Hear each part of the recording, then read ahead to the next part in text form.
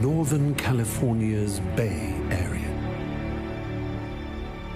Here is the stage for a truly remarkable natural occurrence. Every year, a great migration is made by one of the world's most mysterious species. To reach this utopian destination, these unique mammals will instinctively embark on a nomadic journey from all corners of the world. This is the developer's Triceratops, or as it is more commonly known, the developer.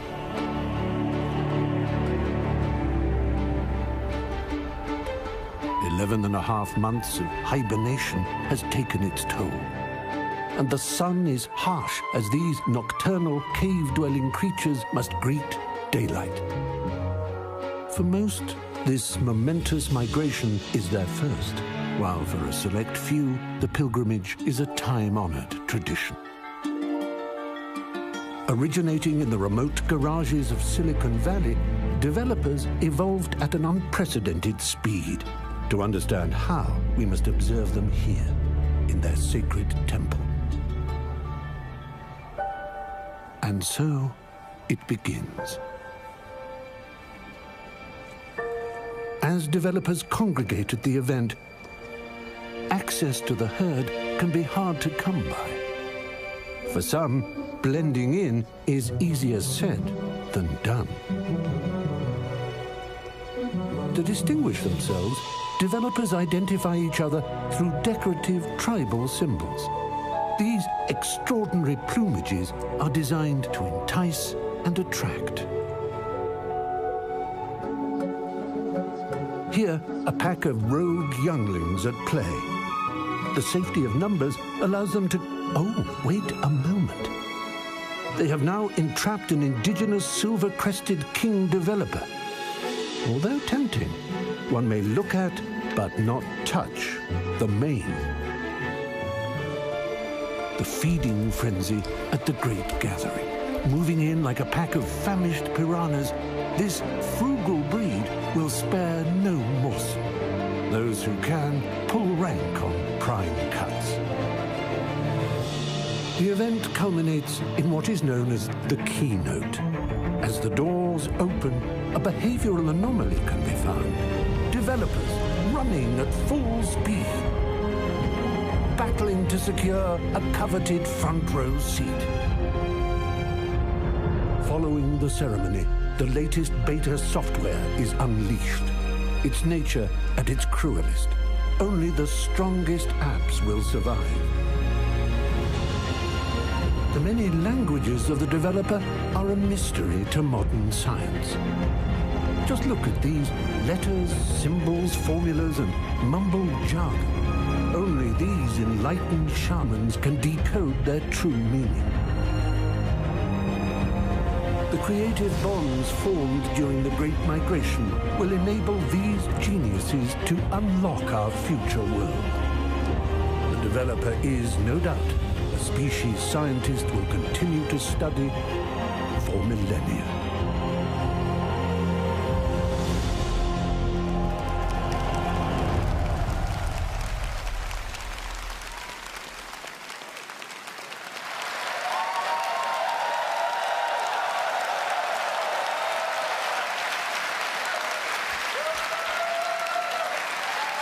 Good morning. Good morning. I hear the student developers. Good morning and welcome to WWDC 2018.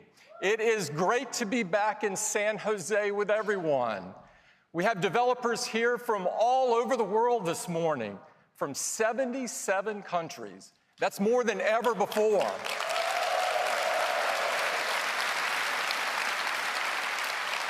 And I couldn't be happier to announce that we now have over 20 million Apple developers around the world. That's more than ever before. We've got 6,000 folks in the hall this morning. Welcome. And many millions more watching online. Now, the way that developers get to share their amazing work is through the App Store.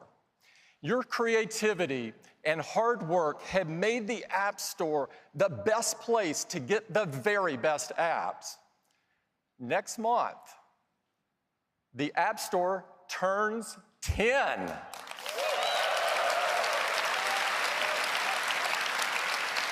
And in these 10 years, the App Store has fundamentally changed the way we all live. It's enabled countless new companies, created tens of millions of jobs, spawned entirely new industries, and it has forever changed our lives. The App Store is the world's largest app marketplace, and we now welcome over 500 million weekly visitors. This is mind-blowing. It's the most incredible app marketplace that the world has ever seen. We're also happy to announce that this week, we're going to achieve another huge milestone. The money that developers have earned through the App Store will top $100 billion.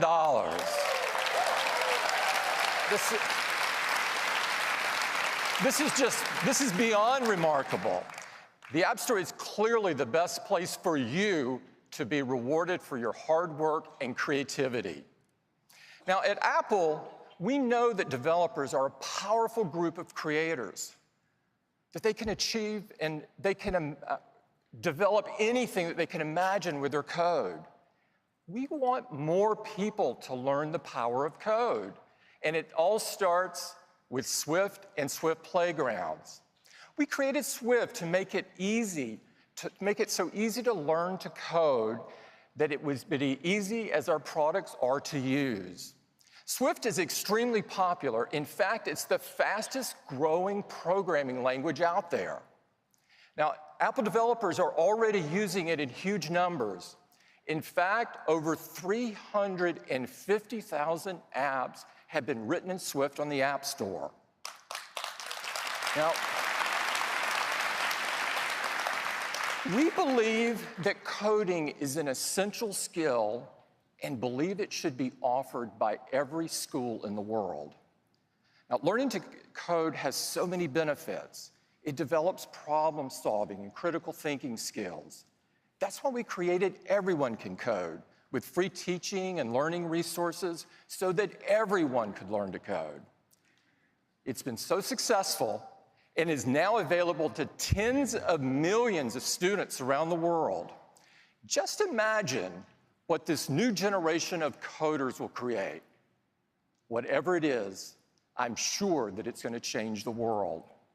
At Apple, changing the world and making it a better place is what it's all about for us. We aim to put the customer at the center of everything that we do. That's why, together with you, the developer community, we're working hard to provide new and better experiences for our customers to help them live a better day. And these experiences, of course, are expressed through our 4 amazing platforms. Today is all about software, and we've got some very exciting updates across all 4 platforms.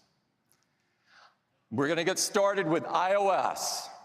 iOS embodies our philosophy of putting the customer at the center of everything that we design. Every year, we deliver a major iOS update that brings awesome new features that will impact the world. To tell you all about what we have planned for this year, I'd like to introduce Craig Federighi. Craig. Hey, good morning. All right. Well, our next big release of iOS is, you guessed it, iOS 12. Now, our customers, of course, are going to receive iOS 12 as a free software update. Now, it's easy to forget now, but iOS pioneered this approach of helping you get more out of the device you already own through free updates. And some of those updates have been really quite profound, like the App Store, giving us a whole new way to discover and download apps, It itself was delivered via software update, as were the folders we used to organize those apps. And can you imagine living without Find My iPhone or iMessage with its end-to-end securely encrypted messaging, or the revolution in iPad productivity with slide over, split view, and drag and drop, or AR, changing the way we interact with the world around us, all delivered via software updates. And of course, we want to get these improvements to as many of our customers as possible. iOS 11 supports devices that were introduced as far back as 2013, like the iPhone 5S. And we just love the way customers race to update to our newest releases. In fact, half of our customers upgraded to iOS 11 in just 7 weeks. It's incredible.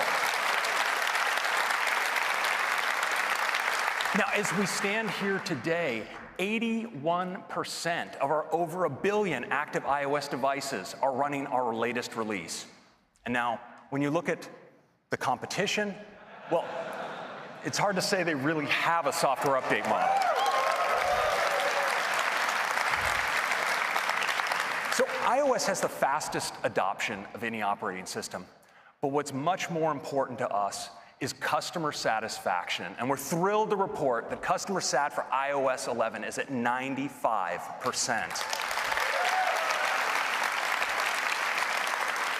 Now, delivering all of these features across such a wide range of devices while maintaining high performance is a challenge we take really seriously.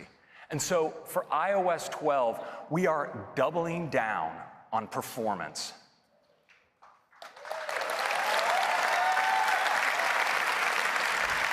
We're working top to bottom, making improvements to make your device faster and more responsive. And because we want these changes to be available to the full range of our customers, iOS 12 will be available on all the same devices as iOS 11. This is the largest base ever supported by an Apple release. And we're focusing our efforts especially on the oldest devices. And while it's still early days, we're really pleased with some of the results we're seeing. And so I'd like to share some with you. And I'm going to use an example of a popular phone from a few years ago. This is the iPhone 6 Plus. Now on that device, iOS 12 delivers a number of improvements across common operations. You'll see that apps launch up to 40% faster. The keyboard can come up to 50% faster, and you can slide to take a photo at up to 70% faster.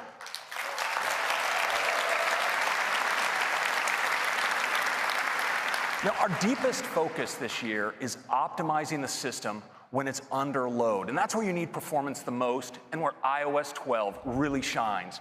Now, we've put iOS 12 through our stress test, and we saw in those conditions Share Sheet coming up twice as fast and apps launching twice as fast. These are big, big improvements. Now, this took changes, thank you very much. This took improvements in many, many places in the system. And I want to highlight just one, and it starts with the silicon. You know, our tight collaboration with our chip team has enabled us to optimize iOS across the full range of our A-series silicon. Now, CPUs traditionally respond to increased demand for performance by slowly ramping up their clock speed. Well, now in iOS 12, we're much smarter. When we detect that you need a burst of performance, like when you begin scrolling or launching an app, we ramp up processor performance instantly to its highest states, delivering high performance, and then ramp it down just as fast to preserve battery life.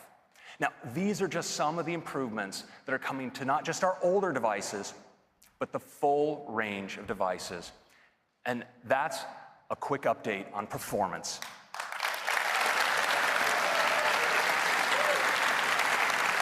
Now, if this is all we've done in iOS 12, I think it would be a great release. But we've done more, much more.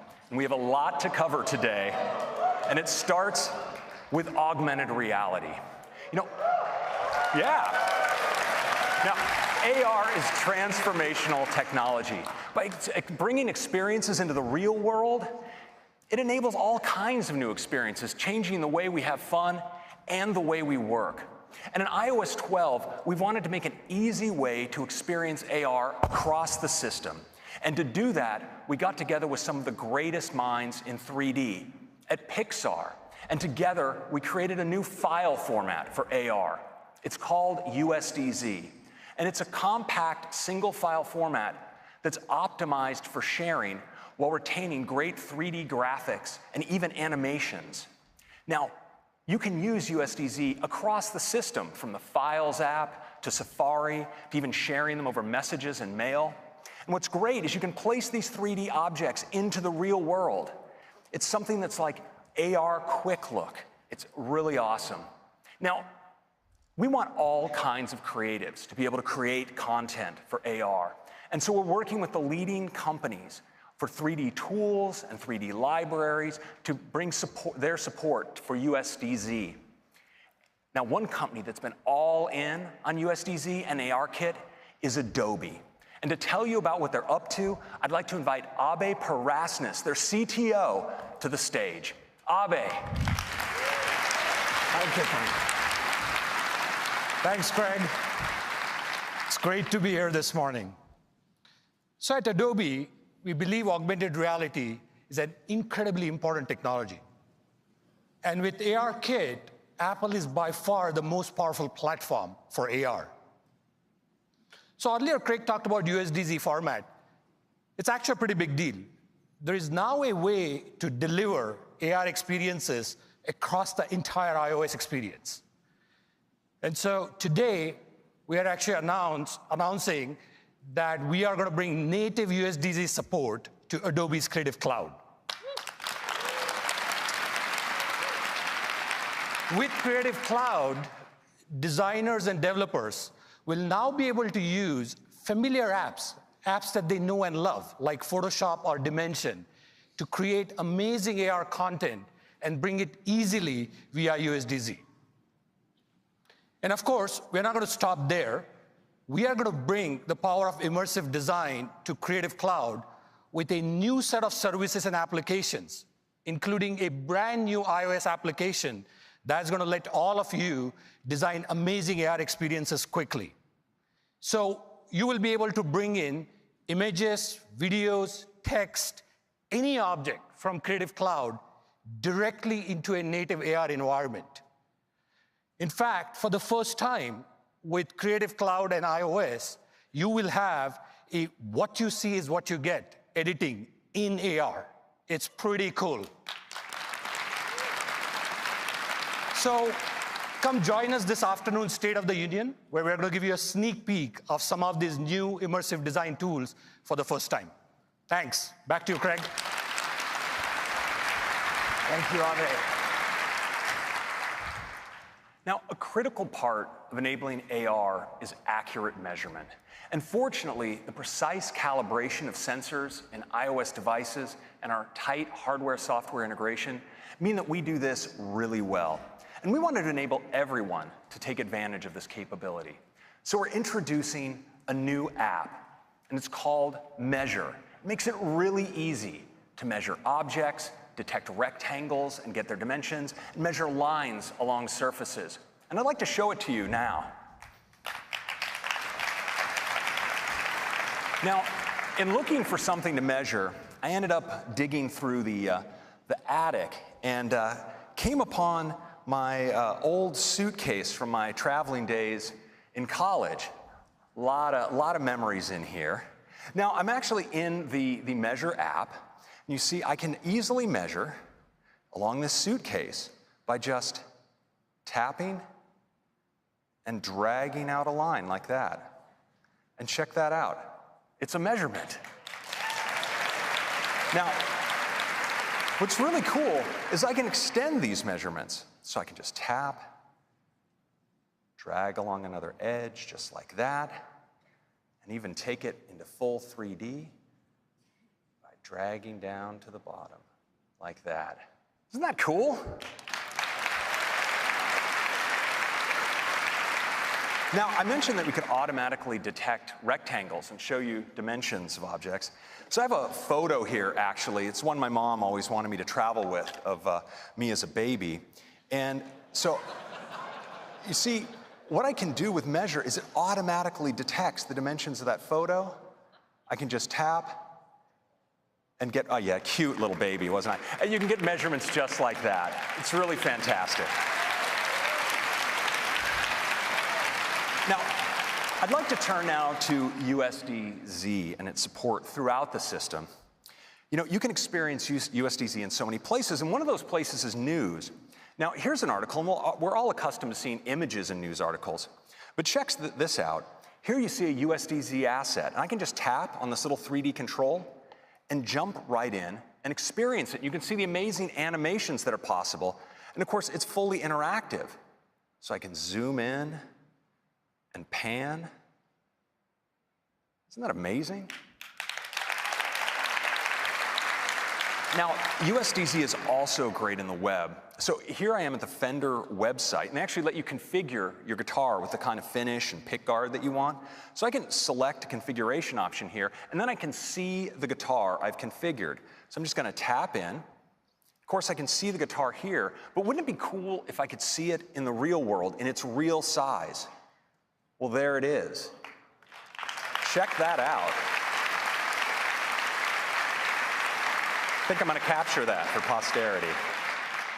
And that's a quick look at USDZ and Measure in iOS 12. Next, thank you. Next, I'd like to talk about the key technology behind these augmented reality experiences, and that's ARKit. ARKit opens up the world of AR to hundreds of millions of users, making it the world's largest AR platform by far. And we're on a relentless pace of advancement with AR, and that continues today with ARKit 2. Yes. ARKit 2 delivers advances with improved face tracking, more realistic rendering, and support for 3D object detection and persistence, which enables launching into AR experiences associated with a particular object or physical space, like starting a game built around a physical toy, or having a physical classroom serve as the foundation for a lesson that was authored in AR. But probably best is the support for shared experiences. Now, this delivers true multi-user augmented reality. You and the people around you will be able to see your own perspective on a common virtual environment. And to help all you developers get started, we created this sample app written in Swift that you'll all be getting today. Now, check out how both players and even a third observer can all experience the same environment in real time. It's really fun.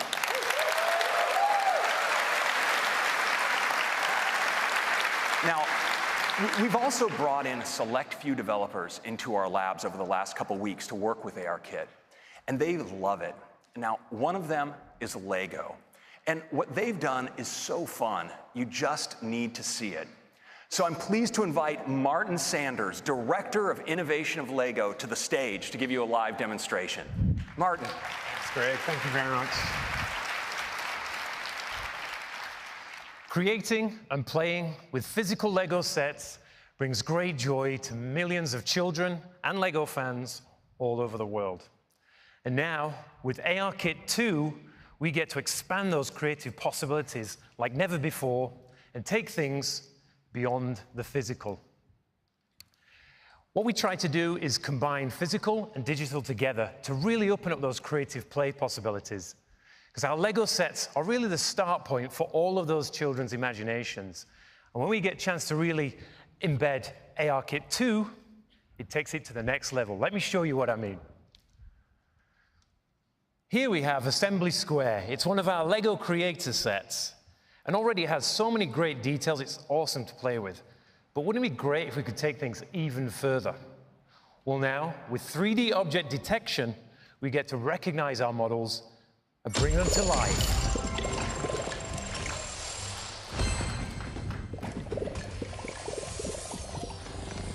And just look at all of those rich details we can now bring into our sets. Because when we combine physical and digital together like this, it really opens up those creative play possibilities. And there's so much to do here. If you see these icons above people and objects, well, they represent missions and stories that we can explore. And with a world as rich and as immersive as this, who wouldn't want to play? So let's add a character. How about this little guy here? Welcome back. Let's go on an adventure. Awesome, let's go on an adventure. But going on an adventure with friends is often way more fun. So Anders, why don't you jump on in here?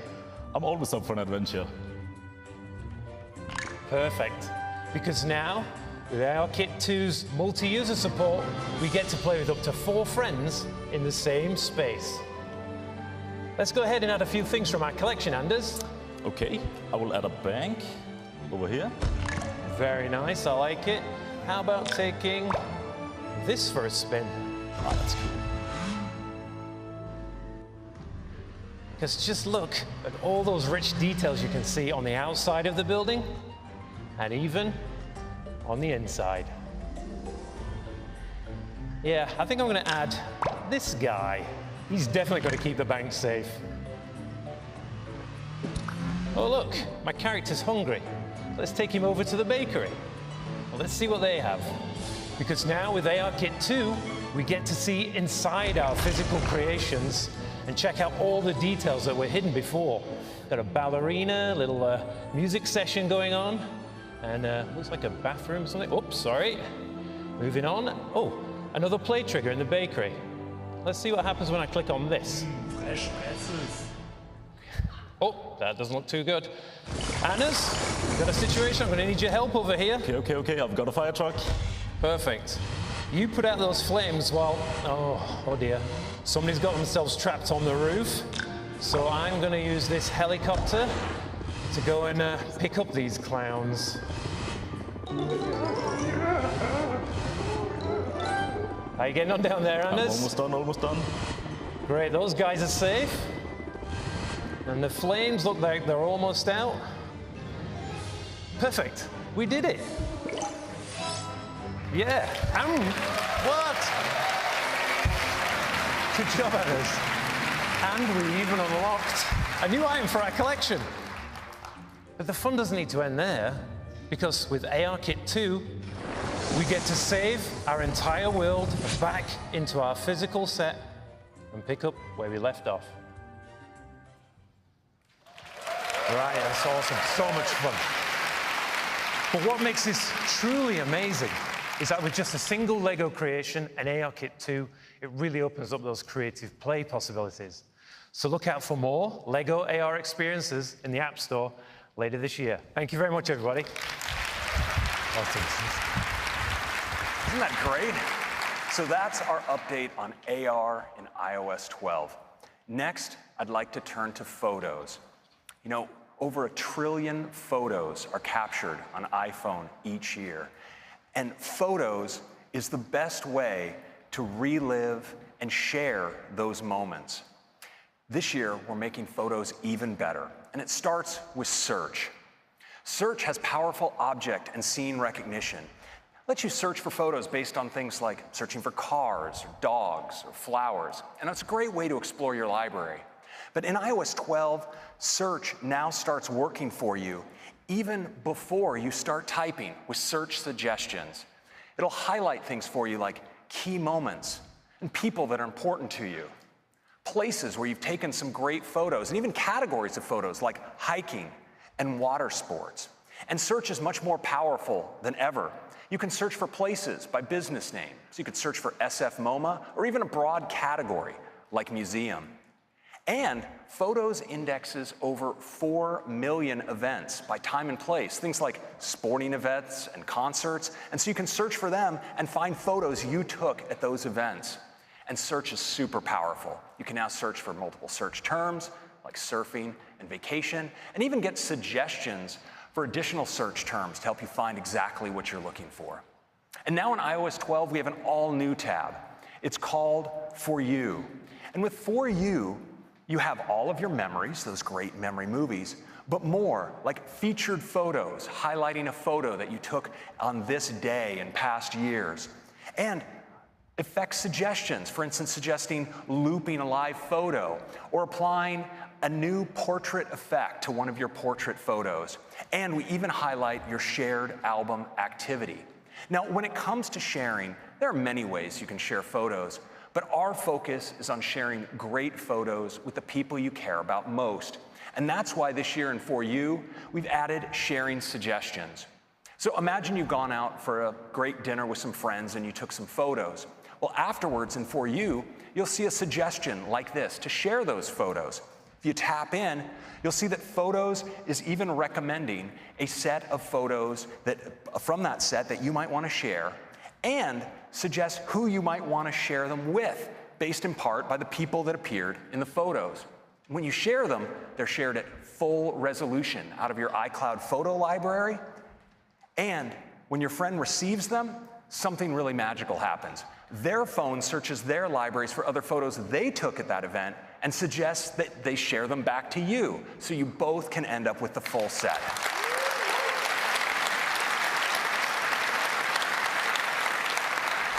Now, this is built around iMessage, so of course it's private using end-to-end encryption, and all of those smarts are done with on-device machine learning. So that's your quick update on Photos in iOS 12. And next, let's turn to Siri. Now, Siri is by far the world's most used digital assistant, with over 10 billion requests processed per month. And because Siri works across all your devices, it's always there to help you through your day getting things done. Now, we all know that Siri works with many third-party apps for things like messaging, ride-sharing, and payments. But we wanted to make Siri able to do much more for you. And we're doing that by taking advantage of the power of apps with a new feature we call shortcuts. Now, with shortcuts, any app can expose quick actions to Siri. Let's look at some examples. Now, say you have the Tile app because you're always losing your keys. Well, the Tile app can expose the option to add a shortcut to Siri. You can assign your own phrase, such as, "I lost my keys," would be a good choice. And when you then say it, Siri will automatically activate Tile and show you right in the Siri UI, start ringing your Tile just like that. It's really great. Of course, there's so many uses for this kind of thing. You could say game time to get your team's schedule from TeamSnap, or help me relax to kick off a meditation, or order my groceries to order your usual. You know, with millions of apps, Shortcut enables incredible possibilities for how you use Siri. Now, as you know, Siri is more than just a voice. Siri's working all the time in the background to make proactive suggestions for you, even before you ask. And now, with shortcuts, Siri can do so much more. So for instance, let's say you order a coffee every morning at Phil's before you go to work. Well, now Siri can suggest right on your lock screen that you do that. You tap on it, and you can place the order right from there. Or if when you get to the gym, you use Aptiv to track workouts, well, that suggestion will appear right on your lock screen. And this even works when you pull down into search. You'll get great suggestions, like say you're running late for a meeting, well, Siri will suggest you text the meeting organizer. Or when you go to the movie, suggest that you turn on Do Not Disturb. That's just being considerate. And remind you to call Grandma on her birthday. Just tap, and it'll dial the call for you. Now, we think we're all going to really enjoy using shortcuts. And so we went a step further. We wanted to let you create your own shortcuts as users of multiple steps across multiple applications. And we're doing it with a new Shortcuts app. So with the Shortcuts app, you could do something like create a shortcut for surf time. And it could go get you the surf report, look up the current weather, get you the ETA to the beach, and even create a reminder for you to put on sunscreen when you get there. Now, it's all done with simple drag and drop steps in the Shortcuts editor right here. It's really easy. Now, to show you how shortcuts can streamline your day, I'd like to invite one of our leaders from our Siri Shortcuts project, Kim Beverett, to the stage to give you a live demo. Kim.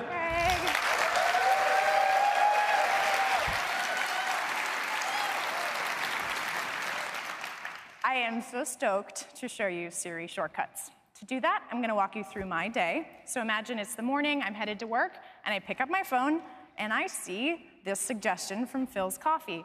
Siri has learned that I do this most mornings, so now I can just tap on the suggestion, and I see all the details I need to confirm my perfect mint mojito right here on the lock screen without even going into the app.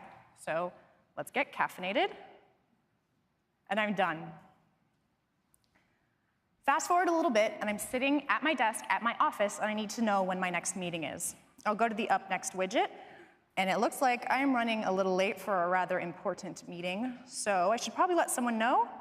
And it looks like Shortcuts is a few steps ahead of me. I could call into the meeting, or I could let the organizer know that I'm running late. I should probably tell Ari what's up. That looks like just what I want to say. Sorry, Ari. Let's send it. Perfect. I also want to show you how you can add a shortcut to Siri. So let's take a look at Kayak.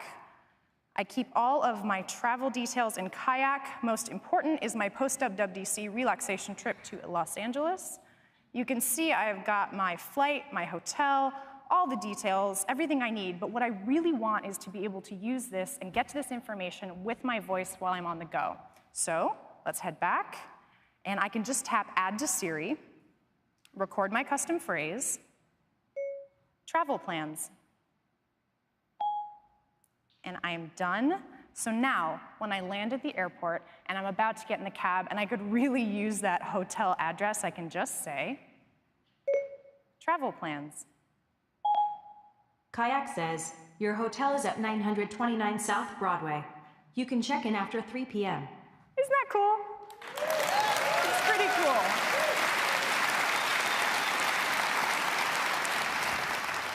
So I would love to be on that vacation, but I should, I don't know, probably finish this demo. So let's head back to work, and I can show you how the Shortcuts app can help me with my commute home. We start in the gallery, where there's hundreds of pre-made shortcuts that you can download, or we can hop over to the library, and I've got a bunch of shortcuts here, but I want to show you my heading home shortcut. You can see that it's just really a series of steps. It grabs my location and my travel time, and it sends my ETA to my roommate. It sets my HomeKit thermostat to 70 degrees, and it turns on my fan. And last, it gets directions home with Apple Maps with the best route to avoid traffic. Now, this is already pretty cool, but I happen to be an NPR News junkie, so I should probably just add that to my shortcut to save me some trouble on the ride home. Let's tap Search. And there's a bunch I can add here, but I can just tap Siri Suggestions. And there it is, play KQED radio. We'll drag this in, drop it, and we're set. I've already added this shortcut to Siri with the custom phrase heading home. So now, whenever I leave work, I can just say, heading home. You will get there in 1 hour. I sent a message to Cheryl. Your thermostat is set to 70 degrees, and I turned on the fan, playing KQED radio. Right? That's Siri Shortcuts in iOS 12. Thank you so much. Thank you, Kim.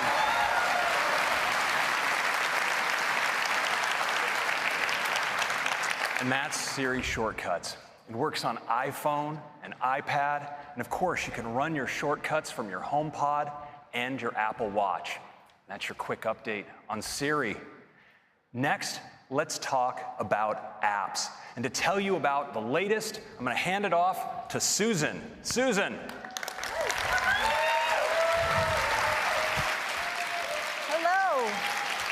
Thanks, Craig, and it is so great to be here. I'm excited to tell you about some great updates in some of our most popular apps, starting with one of my favorites, News. So, News is a personalized feed where you can see all the stories you want to read pulled together from trusted sources. And our top stories are handpicked by the Apple News editorial team to make a great collection of curated content. With our new Browse tab, you can discover new channels and topics, and we've made it even easier to jump to your favorites, because that's why they're your favorites, right? News shines on the iPad. We've added a new sidebar, and it's a great way to navigate. It makes it easy, and I think fun, to dig into the areas you're most interested in. So that's News. Now, we've completely rebuilt the Stocks app, and it's got a beautiful new design. Of course, you can still see the stock prices and the changes at a glance, but we've added spark lines, those little charts, that show the stock performance throughout the day. And that's cool, but are you ready? We are so excited to announce we're bringing Apple News to Stocks. I'm really excited about that. And the top stories in Stocks features business news, right? Curated by the Apple News editors. It's pretty terrific. You can tap on any stock to get a more detailed view, so you can see an interactive chart that now includes after-hours pricing. And you see relevant headlines from Apple News curated by our Apple News editors. So it looks great. And if you tap on one of those headlines, you'll see the full article without leaving the app. And of course, it's formatted to look gorgeous on the iPhone. Now, with iOS 12, we're bringing Stocks to iPad. It's pretty great, and we take advantage of the larger display so you can keep your eye on your stocks on the left while you browse through your financial news. It's a pretty great experience. Next up, voice memos. We've also completely rebuilt voice memos to make it even easier to use. And we're bringing voice memos to the iPad for the first time. Importantly, we've also added iCloud support, so your recordings stay in sync across all your devices. We think iPad users are just gonna love this.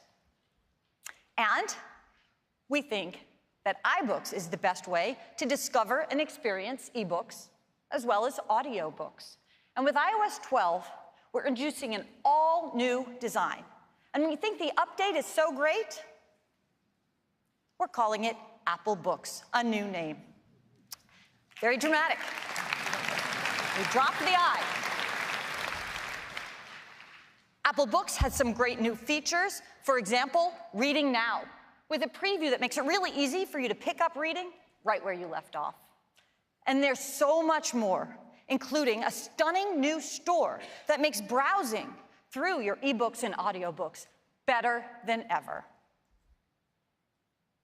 We love these updates, and we think you will too.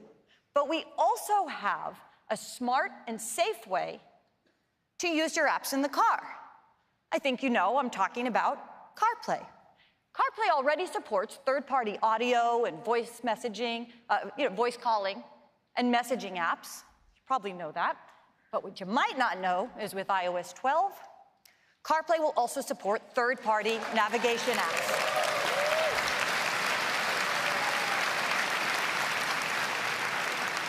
So now you have even more choices when you use CarPlay. That is a really quick look at some of our app dates. And Craig, back to you. Thank you, Susan. Well, now I'd like to take a moment to talk about something that's on a lot of people's minds lately. You know, iPhone and iPad are some of the most powerful tools ever created for learning, exploring, and keeping in touch. But some apps demand more of our attention than we might even realize.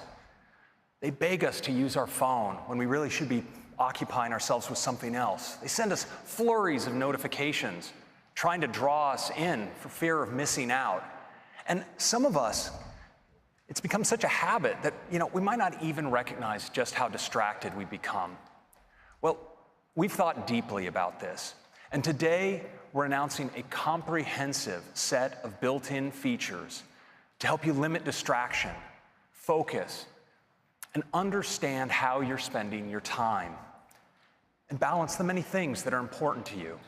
Now, it starts with Do Not Disturb. There are times of the day, or times when you just don't want to be disturbed, and one of those, of course, is at night. Sometimes you wake up in the middle of the night and you look at your phone, maybe just to check the time, and you're confronted with something like this. Barrage of notifications that spin you up and keep you from falling back asleep. And so we're introducing Do Not Disturb during bedtime, where all you'll see is this. nothing to get you spun up. And in the morning, yeah.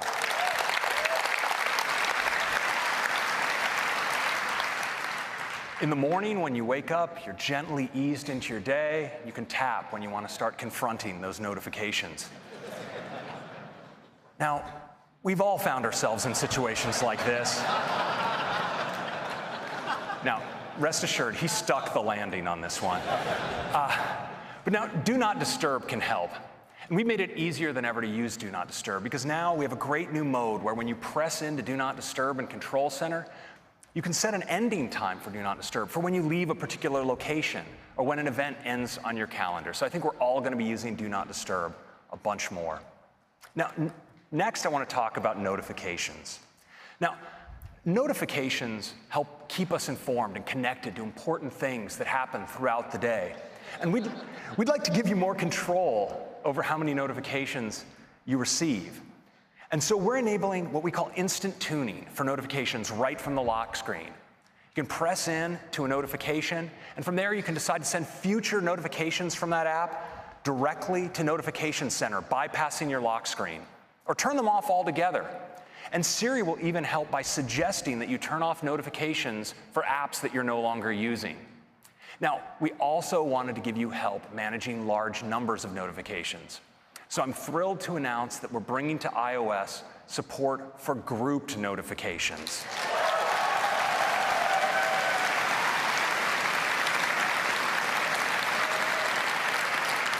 Notifications are grouped not just by app, but also by topic and thread. It gives you a great overview of the notifications you've received. You can tap in and look at a particular group, but of course, just as important, with a single swipe, you can triage a whole group of notifications away. So that's notifications. Now, in addition to these great features for helping you limit distractions, we wanted to go further. And it's with a feature we call Screen Time. Screen Time empowers you with both insight and control over how you spend your time. And it starts with reports. Every week, you get a weekly activity summary that details how you used your iPhone or iPad. You tap in, and you get to view your full activity report. It's really detailed. You get deep insight on how much time you're spending, where you're spending it, and even how your use breaks down during the day or the night.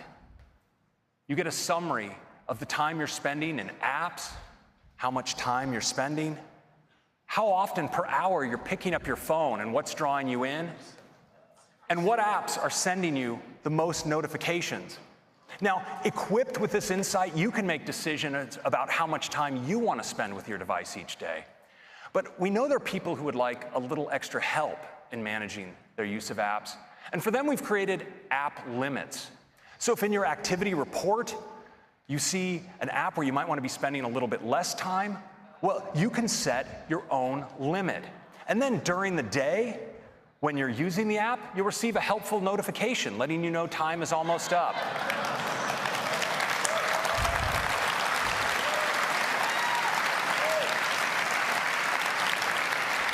And once you've reached your limit, instead of the app, you'll see this.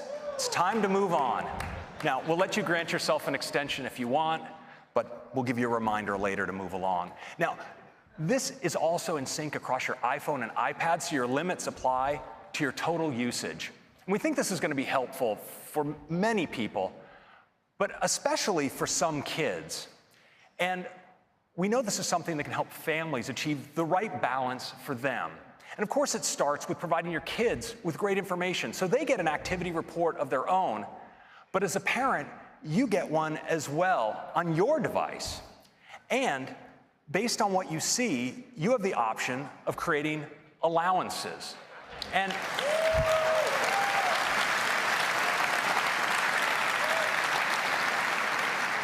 now, you have many options. One of them is downtime, time when you want your kids to unplug altogether, for instance, at bedtime. And you can also limit your kids' time in apps by category or by individual app.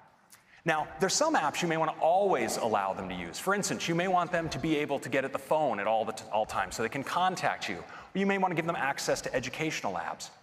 And you can also limit access to only movies, apps, and websites that you deem age appropriate.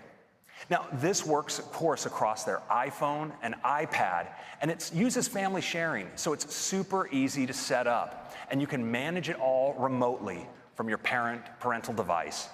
And so that are some great screen time and some great features to help you better manage your time.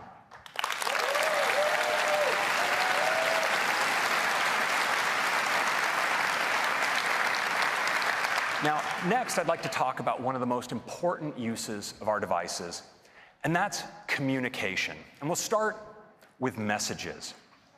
Messages has given us fun ways to express ourselves with emoji and now Animoji. And one of the things that make Animoji so fun is how expressive they are. You know, from smiles to frowns to nods of the head and blinking of the eye. Animoji do such an amazing job tracking our expressions. And this year, we're taking Animoji to a whole new level with a breakthrough new technology we call tongue detection. That's right. Now you can make your favorite Animoji do this. We're all going to be sticking out our tongues to our phones in the near future. Now, we're also introducing some great new Animoji that I think you're all going to love, like ghost, koala, tiger, and T-Rex.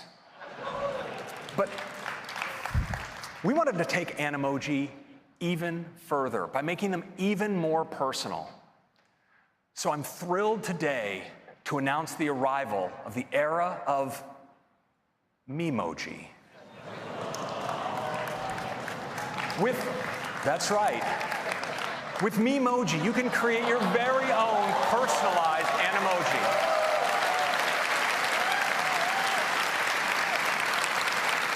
Now, these Animoji can look like you or the real you.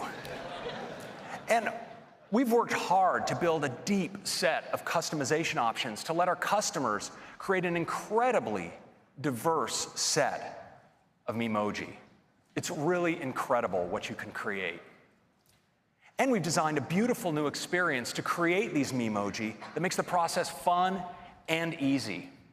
Now, to tell you more about it, I'd like to invite one of the managers of our messages and Animoji features, Kelsey Peterson, to give you a live demo. Kelsey. Good morning. I cannot wait to tell you what's new with messages. Let's get started with Animoji. First, you need to meet the newest members of the team. We've got a new cat in town, our tiger. She's so cute. And now, my personal favorite, the koala. Oops. Just getting excited, scrolling through here. They can't all be cute and cuddly, though, so here's our T-Rex. And we have our very own friendly little ghost. So much fun. And if I swipe right, here's where I can create my very own Memoji. Let me show you just how easy it is. I recently chopped my hair, so I want one that matches the new me. So I've selected a skin color, and now I'm trying to figure out just the right amount of freckles. It's a real Goldilocks scenario. Yeah, these are just right. Okay, on to the main event. There are so many hairstyles to choose from. First, I'm gonna grab my color, and then like I said, I need to go a little bit shorter. All right. Nope, this is the one. Now that I'm all set, I can of course select my eye color. And what's really amazing is as I'm making changes, the character up above is coming to life. There are tons of options for me to customize. I could add earrings, but what I really want is a great pair of sunnies. So I'm gonna come over to eyewear and pick out some frames. Maybe not for today. I think I need 2 lenses. These are the ones. Now that I have frames, I'm going to tint my lenses to make a great pair of sunglasses.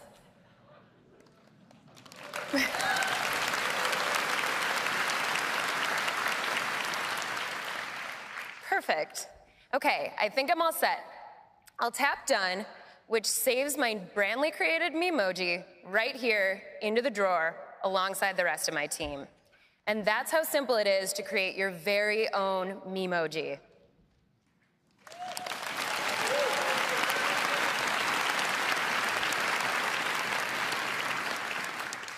Now I have a brand new feature to introduce you to. This wasn't even in Craig's slides. We are bringing fun effects into the messages camera. Let's take a look. I have a message here from my partner. It looks like he's informing me that he's bought our dog, Ferdinand, yet another tiny dog hat. This isn't even the first. I think this is the perfect opportunity for a response with this new fun camera. So I'll tap to pull up the camera, and then I can see this little star over here on the left. Tapping on that gives me a strip with all sorts of new effects. So I could add things like shapes or text. But let's check out these filters. Ooh, so this is comic book. It's really fun.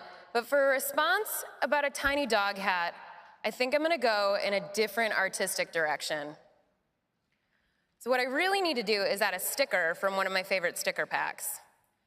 Ferdy looked really excited about that new dog hat, so I'm gonna put him right here.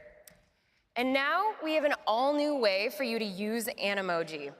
I can apply my favorite Animoji right here, live.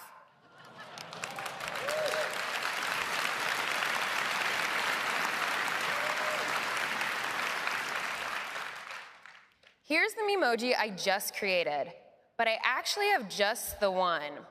It's of me in a very similar red hat, which is kind of perfect for twinning with my pup. So I'm gonna set up my shot, snap, and send. And that's a demo of the fun new effects and messages. Back to you, Craig.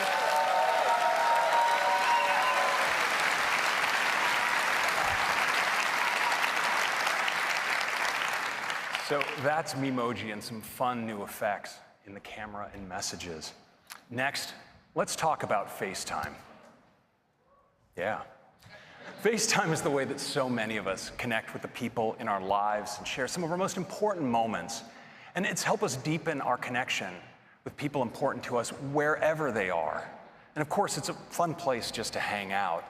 Now, this year, FaceTime is going to take a big leap forward. Because today, we're introducing Group FaceTime.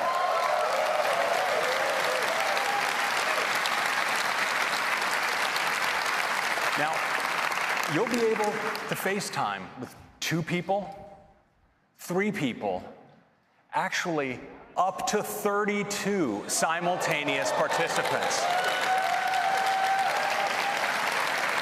Now, setting up a group call couldn't be easier. Just instead of typing one person's name, you can do many. You can ring them by tapping audio or video. But we also introduced a great new way because FaceTime is now integrated into messages. So you can quickly go from a group chat you have going directly in to a group FaceTime. And members of the group can join in and drop out at any time. It's really great. Would you like to see it? Well, let's do a demo. Well, I think for our first live demo of Group FaceTime, I'm going to contact the folks back in Cupertino. I can just dive into this conversation I have going with the members of the FaceTime team. And it looks like actually they're already on a group FaceTime call, so I'm just going to join right in.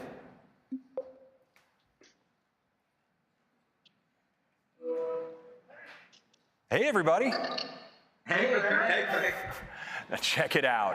So it's this beautiful FaceTime UI. We have these big, gorgeous tiles right up front where you see some of the leaders of the FaceTime team. And down at the bottom, there's an area we call the roster that contains everybody else. And of course, I'm right there in the lower right-hand corner. Hey, Craig. Wait, am I on the big screen? Yes, Lauren, this is not a test. You're in front of 6,000 of your biggest new fans. Cut up for Lauren.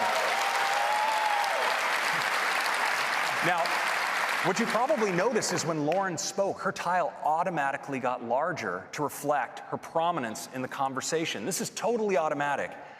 Hey, Roberto, how's it going back there in Cupertino? I'd say it's going pretty well. And Lauren, sorry for stealing your spotlight. So this works, of course, for people in the roster as well. When they speak, they come forward. Hey, Christopher, you ready to make your big entrance? Finally, my moment has come. Hello, world. No. Well done. Now, you can control this too. So if I want to bring Woody front and center, I just double tap. There he is. Now, Woody, your baby is performing admirably here. Thanks, Craig. It's exciting to finally be able to share group FaceTime with everyone. It sure is. Now, we have not only all of this, but we've also brought the fun effects to the FaceTime camera. I can just tap in and I have access to an emoji, filters, and all of my sticker packs. And everyone else on the call can apply them too. Wow, now this is the future. Hey, Craig, check this out. I'm a comic book koala, something I've always wanted to be. I'm glad you've finally been able to express that side of yourself, Roberto. Hey, Tim, is that you? Yeah, it's me. I signed up to help test FaceTime. All right. Well, thank you, Tim. Every little bit counts. Happy to help, and thanks to everyone on the FaceTime team for making it a reality. I can't wait to start using it every Sunday night to call the leadership team. Looking forward to that, Tim. Of course, what I'm really looking forward to is getting group FaceTime to everyone on iOS 12. Thanks, guys, for a fantastic call. We'll see you back in Cupertino. Bye, Craig.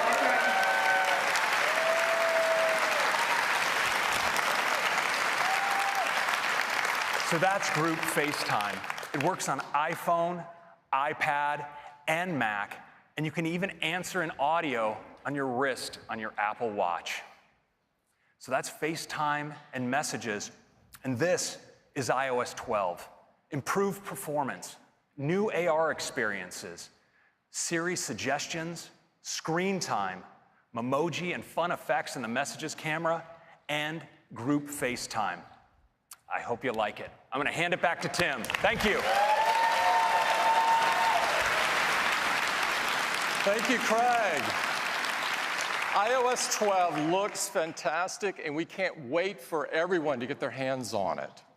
Next up, we'd like to talk about the Apple Watch. Yeah. When we began development of the watch many years ago, we had a vision for just how impactful and essential it could become in our lives. So we worked very hard to create something that you would love and want to wear all the time. And customers do love it. In fact, Apple Watch is #1 in customer satisfaction. And not just this year, but every single year since we launched in 2015. And growth has been off the charts. Apple Watch grew 60% last year. We're constantly hearing from customers about the many ways that the Apple Watch has changed their lives. And I'd like to share just one of them with you this morning.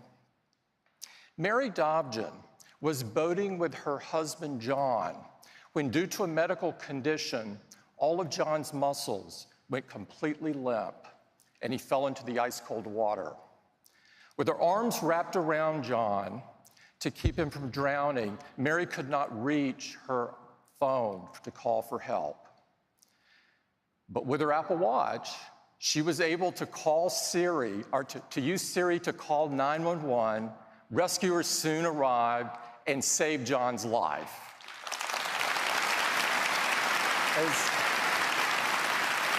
As Mary told us, if it wasn't for my Apple Watch, he really would not be here today. This is just one of the many stories that we've heard about how Apple Watch is impacting people's lives. They range from getting people to be more active, to helping users live a healthier life, or even to alerting users to an elevated heart rate. Apple Watch brings such amazing capabilities right to the wrist. And of course, at the heart of this is watchOS. We're excited to introduce watchOS 5 today, which brings even more ways for you to stay active and connected. And I'd like to hand it off to Kevin Lynch to tell you all about it. Kevin?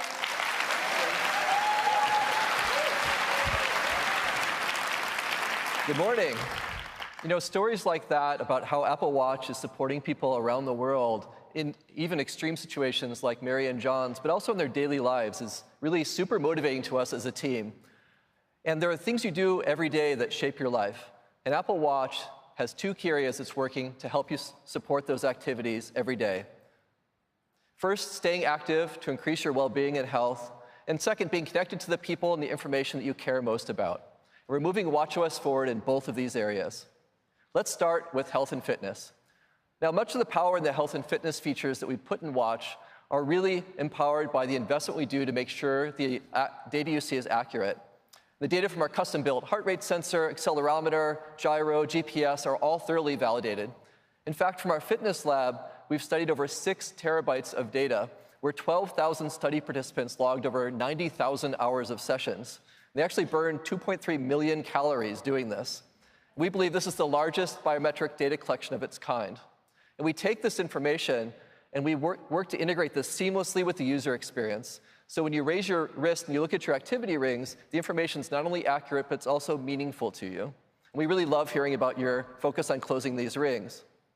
And we really enable this through a number of ways in Apple Watch. First, of course, we do daily coaching, so you can see what your goals are for the day. We also support celebrations when you achieve your goals. And we have special edition challenges, like the most recent Earth Day challenge that we did. And on a monthly basis, we do monthly goals that are personalized to you. And of course, the Activity app also supports activity sharing, which has become one of the most popular features of the Activity app.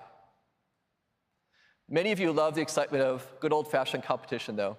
So in watchOS 5, you can challenge any of your activity-sharing friends to a 7-day competition whenever you would like.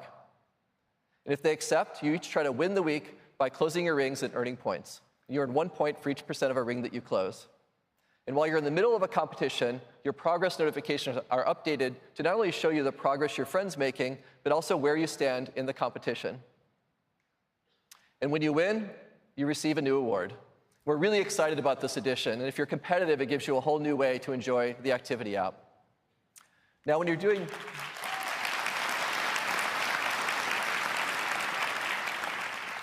do want to go do a workout, there's a lot of workout types you can choose from. And they all have custom algorithms to measure things like calorie burn, pace, distance, elevation gain. And when you're swimming, it even counts laps and detects what swim strokes you're using. And with GymKit, your metrics are in sync with your favorite gym equipment. And we're really excited to bring more enhancements to workouts in watchOS 5, starting with a new workout type for yoga. Now, this works primarily from your heart rate. And we calibrate this to your fitness level through the rest of your day. So now you can more accurately track those yoga sessions, including those intense vinyasa sessions. Now, we've also added a new workout type for hiking. This takes into account pace and heart rate and elevation gain, so you can more accurately get exercise credit while you're hiking in steep terrain or really long stages.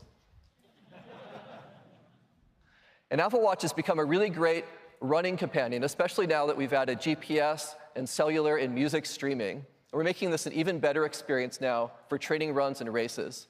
In addition to current and average pace, you now have the option to keep track of your rolling mile pace, which is how fast you ran the immediately preceding mile. You can also now set a custom pace alert, so your Apple Watch will tap you when you're above or below the pace that you've set. And finally, runners will now get cadence, so you can see your current steps per minute. We're really excited for runners to try these out. Now,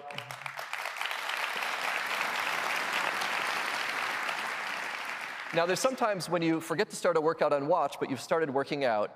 And to solve this now, we're adding automatic workout detection.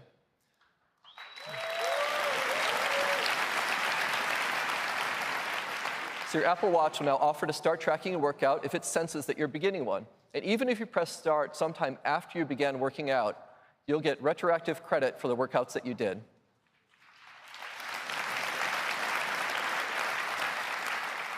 And these start alerts will support all these great workouts on Apple Watch.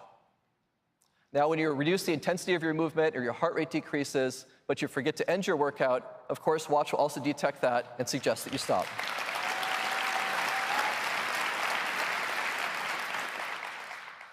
So all these new features, activity competitions, the new yoga and hiking workout, new features for runners and automatic workout detection are all enabling you to more accurately track your workouts and stay motivated while you do.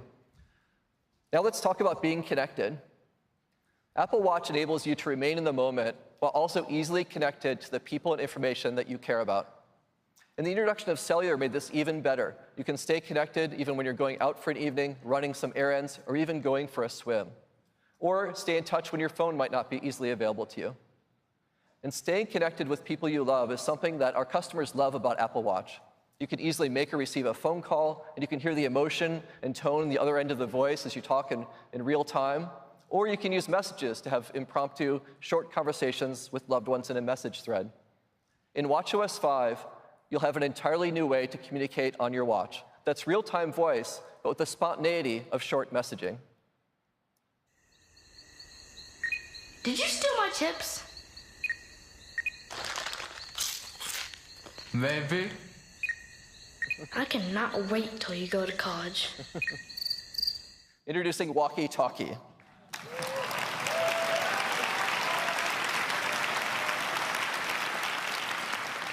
This is a new app on Apple Watch. It's a fun, easy way to talk with friends and family. Let's take a look at how it works. First, you choose who you'd like to enable walkie-talkie with, and it suggests some people that you often communicate with, so you can easily add them. Now, the first time that you do this, your friend will receive a one-time request to allow a walkie-talkie connection with you. If they accept, then you can speak to each other with walkie-talkie whenever you like. And to do this, you just press to talk, and then your friend can hear your voice just like a walkie-talkie. And they're going to feel a haptic and hear a beep beep sound right before your voice comes out. And this new watch-to-watch connection works over cellular or Wi-Fi. It has really high audio quality, and it's a lot of fun. We can't wait for you to try this out. That's walkie-talkie.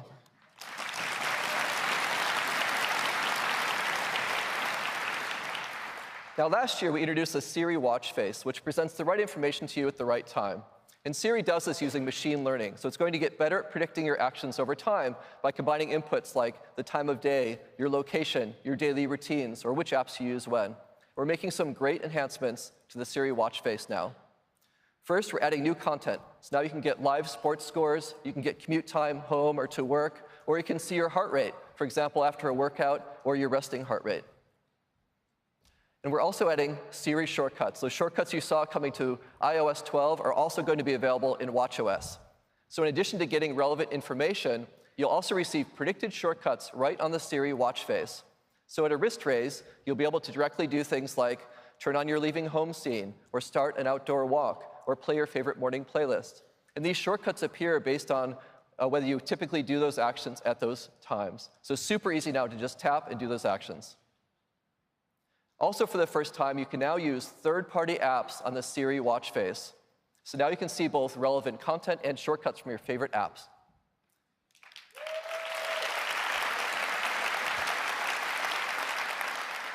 So if you always go running with Nike Plus Run Club at a certain time, or you're logging your meals with Lose It, or you use Citymapper to find your commute home, you just raise your wrist and tap. It's that easy.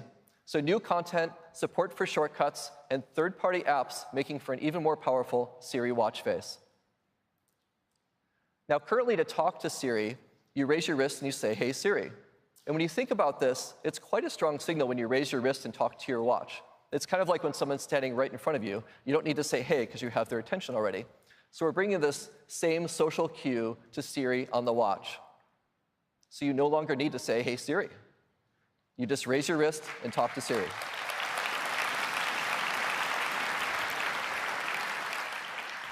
Now, we're also bringing a number of improvements to notifications, which are now more actionable and interactive. So, for example, with this notification from Qantas, you can check in and share your flight details right from the notification. After you finish a ride with Didi, you can scroll down, you can rate your ride and pay with Apple Pay right there in the notification. And with this one from Yelp, that your table is ready, if you need a bit more time, you can extend the reservation out a bit just by tapping here. So super easy now to interact right in place inside notifications. We've also improved our message notifications. Today, if someone sends you a web link, you aren't able to view it on your wrist. With watchOS 5, we've integrated WebKit, so now you have the ability to view web content in mail or messages. You can even tap on that link. Yes, and to easily view things like menus here. And while we think full browsing doesn't make sense on your wrist, there are times you get content you'd like to see it right in the moment, and now you'll be able to do that in watchOS 5. And the contents can be formatted for the small screen, and where reader mode's available, it uses that on the watch. So WebKit on watchOS.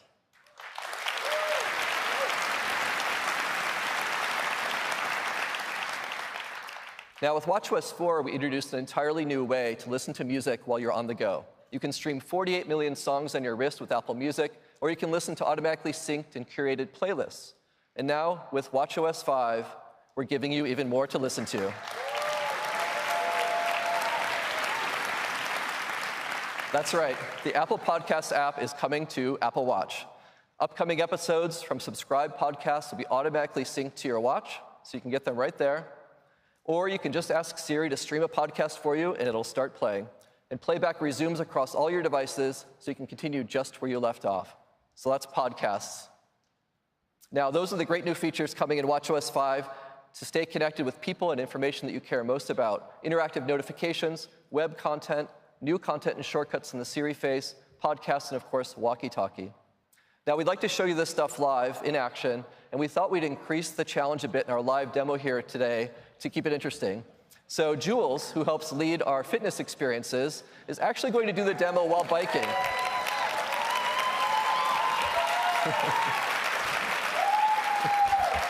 So Jules has expertise in coaching, and she knows how to move and demonstrate and motivate all at the same time. Take it away, Jules.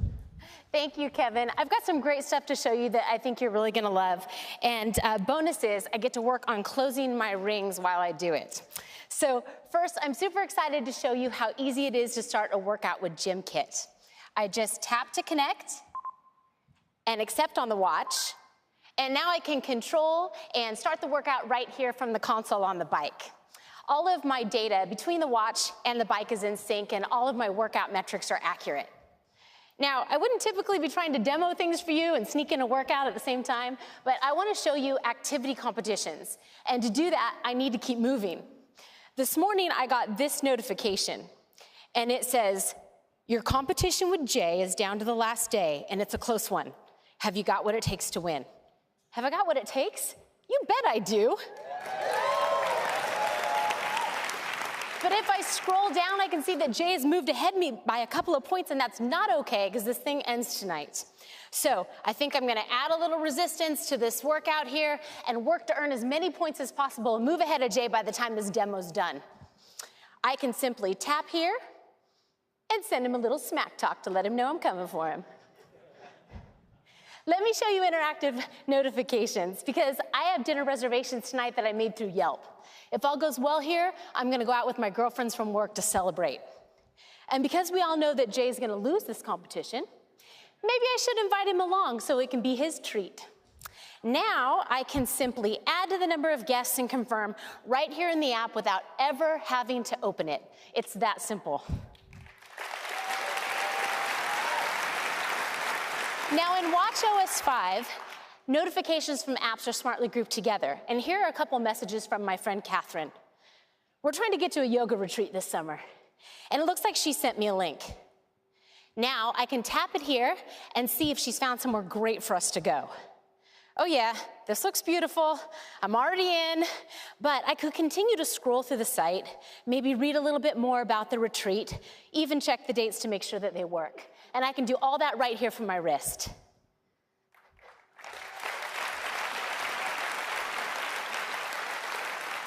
Let me show you the enhancements that we've made to the new Siri watch face. At the top here, you see the workout that I'm in right now. And when I'm ready to get back to it, I can just tap. Next up is Glow Baby, because it's about this time each day that I check the app to see if my husband has logged our one-year-old's nap. Oh, good job, baby. He slept 2 hours. And you parents know that good naps equal good nights, so I'm looking forward to that. All right. As I scroll through my day, I can see my next meeting. I can see traffic and directions to places that I'm going later today. Here's that dinner that Siri found in my calendar. And waiting for me at the end of my day is a shortcut to my evening meditation with 10% happier. Nice. Now, I want to check back in on this competition, but I thought it might be a good idea to get a little moral support from my #1 fan. And you heard Kevin say how walkie-talkie is so great for staying in touch with close friends and family. So I set my daughter up with walkie-talkie so that she can help demo what it's like to receive one and maybe give me a little bit of love up here. Oh, there she is. Mommy, I see you on TV. Isn't that fun? How am I doing? So good. I know you'll beat Uncle Jay. Hashtag mommy for the win. Thanks, Peach. I love you.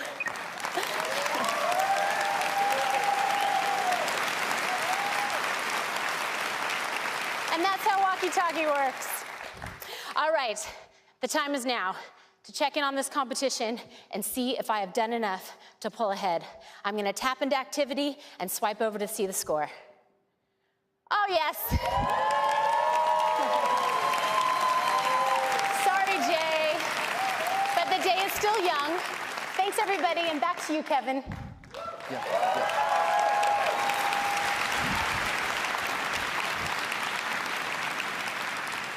Way to go, Jules.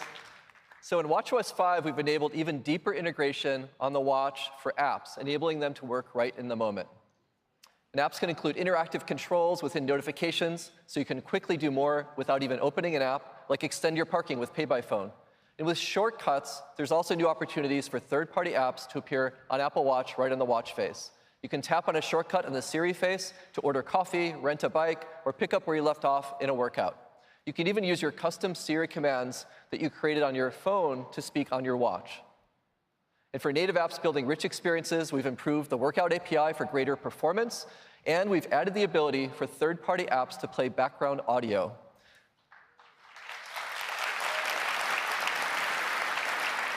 This enables you to easily sync things, of course, like audiobooks, favorite playlists, guided meditations, right to your watch, and they'll be able to play continuously in the background. Now, there's so many other features coming in watchOS, including things like the ability to customize the button arrangement in your control center, or you can add an air quality complication to your watch face. But one really exciting one is student ID cards. You're going to have the ability to add your student ID card to Wallet on your iPhone and Apple Watch.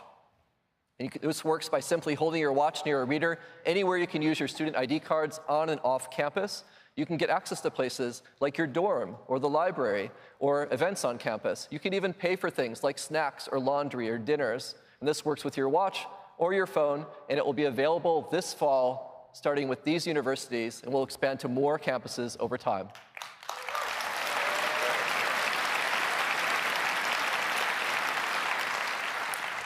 Now, this is also Pride Month, and we're really excited to introduce an all-new Pride Edition watch band.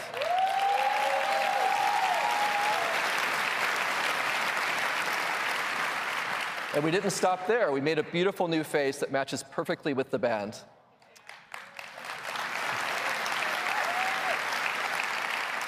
And the face and the band are available today. And if you'd like to use the new watch face, you can choose to add it from the watch face gallery starting at noon today.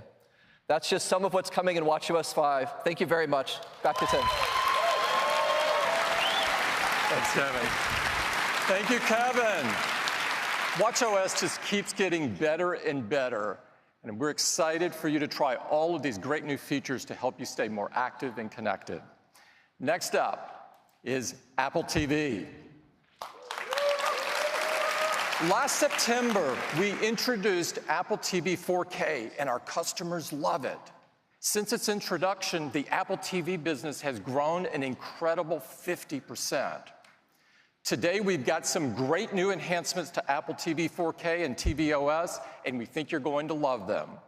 So I'd like to invite Apple TV lead designer Jen Foltz to the stage to tell you all about it. Jen? Thanks, Tim.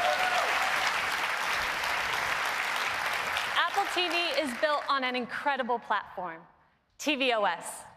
And tvOS is built specifically for the living room to make it easy to enjoy your favorite TV shows, movies, apps, and games.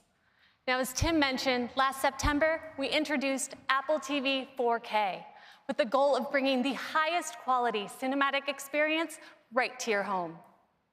It offers both 4K and high dynamic range, including support for HDR10 and Dolby Vision. Time said the new Apple TV is a high-fidelity powerhouse. And to ensure you can enjoy this beautiful experience with as much content as possible, iTunes offers the largest collection of 4K HDR movies. And we've upgraded your previously purchased movies to 4K HDR for free on all available titles. There are also, thank you, there are also many 4K and HDR TV shows available from popular services like Amazon Prime Video and Netflix. And we know what makes for an amazing cinematic experience is not just great picture quality, it's also incredible sound. So Apple TV 4K is bringing you the latest in audio technology. Dolby Atmos.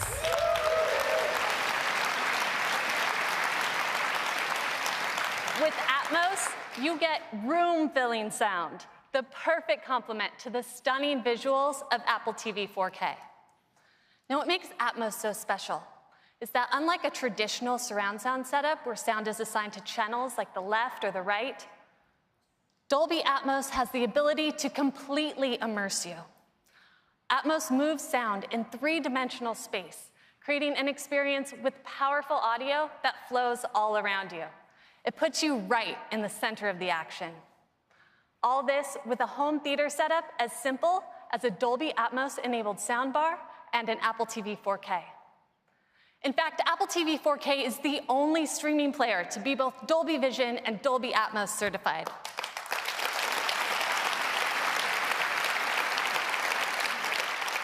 And this fall, iTunes will be bringing you the largest collection of Atmos content anywhere.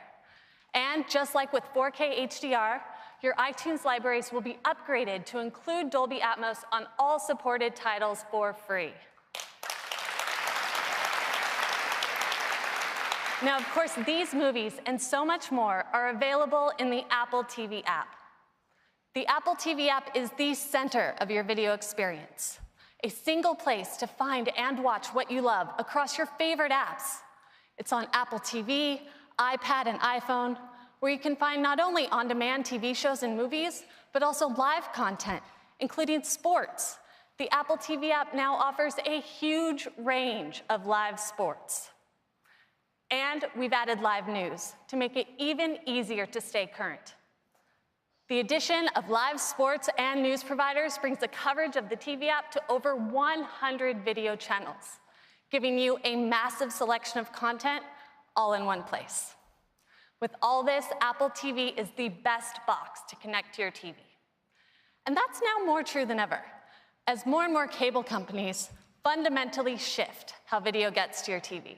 This typical cable box is becoming a thing of the past, as these companies embrace internet-based delivery. And many of them share our vision of Apple TV as the one device for live, on-demand, and cloud DVR content. And we've already started working with partners around the world to make this a reality. In France, we're working with Canal+. Almost a third of French households subscribe to Canal services, and their subscribers can now choose Apple TV to access more than 100 live channels and some of the biggest sports, including the French Open in 4K. In Switzerland, we've partnered with Salt. Salt just launched a new TV service with more than 300 live TV channels, and it's available exclusively on Apple TV. And I'm really excited to announce that here in the US, Charter's Spectrum will be coming to Apple TV late this year.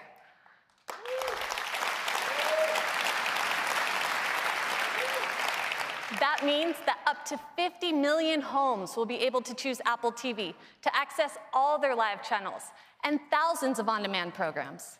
And they'll be able to use Siri and the TV app to get access to their TV service, not only on Apple TV, but on iPhone and iPad as well.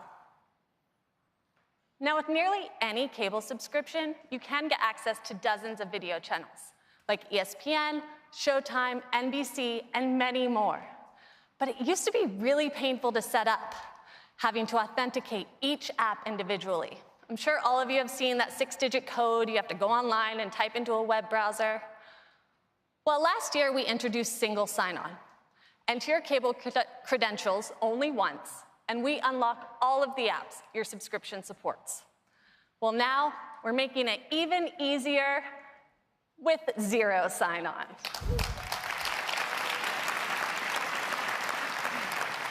So now, if you're on your TV provider's broadband network, we'll securely and automatically unlock all the supported apps included with your TV service. No credentials needed, it just works. Charter Spectrum, this is really awesome. And Charter Spectrum will be the first to support zero sign-on, and we'll be adding more providers over time. We're also giving you even more options for ways to control your Apple TV. For example, you can get quick access on your iPhone, where Apple TV users will get the Apple TV remote automatically added to Control Center.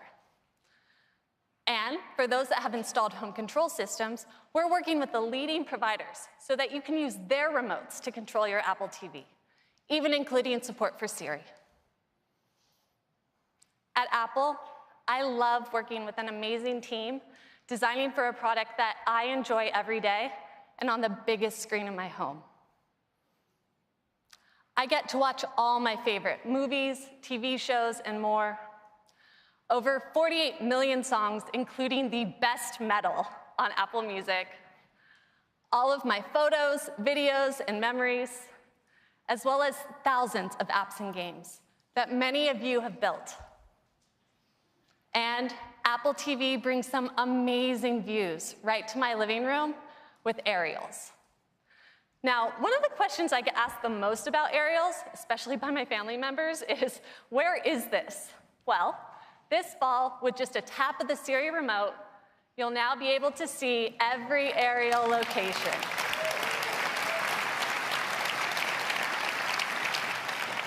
And you can even swipe between locations, so you can see even more. And today, I have an incredible new location to share with you. For the past year, we've been collaborating closely with an amazing partner, filming some stunning footage from around the world with a very unique vantage point. And here it is. Earth.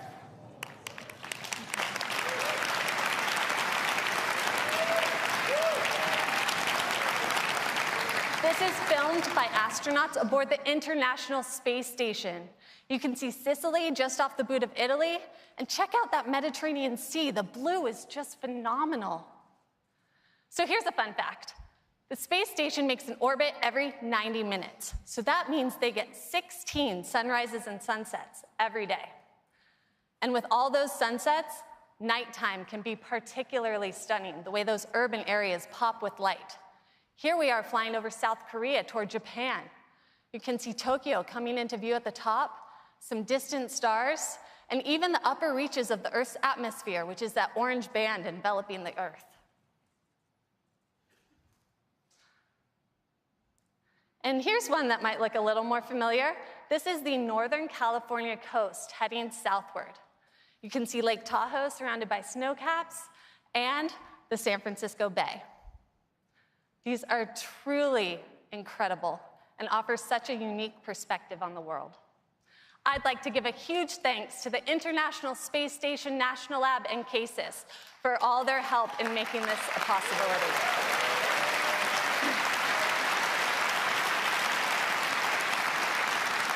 These are going to look incredible at home in 4K HDR. So that's tvOS. Apple TV gives you amazing picture and sound with 4K, HDR, and now Dolby Atmos. And the Apple TV app is the center of your video experience. Available on Apple TV, iPad, and iPhone, it's the one place to find all your favorite TV shows, movies, sports, and news. And with that, I'll hand it back to Tim. Thank you. Thanks, Jen. Apple TV 4K and tvOS look and sound awesome. You're really going to love it. Next up is the Mac. At Apple, yeah, we love the Mac. The Mac was the first computer that made powerful technology so easy to use and put the customer at the center of the experience. And of course, that remains at the core of all Apple products. For more than 30 years, the Mac has empowered people to create all kinds of amazing things, from the personal to the professional. Today, we're excited to take Mac a huge leap forward. The next version of macOS is chock full of new features inspired by pro users, but designed for everyone. I'd like to bring Craig back up to talk about it. Craig?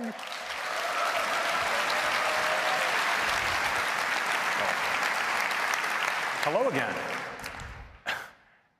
It's true that macOS is the heart of what makes a Mac a Mac.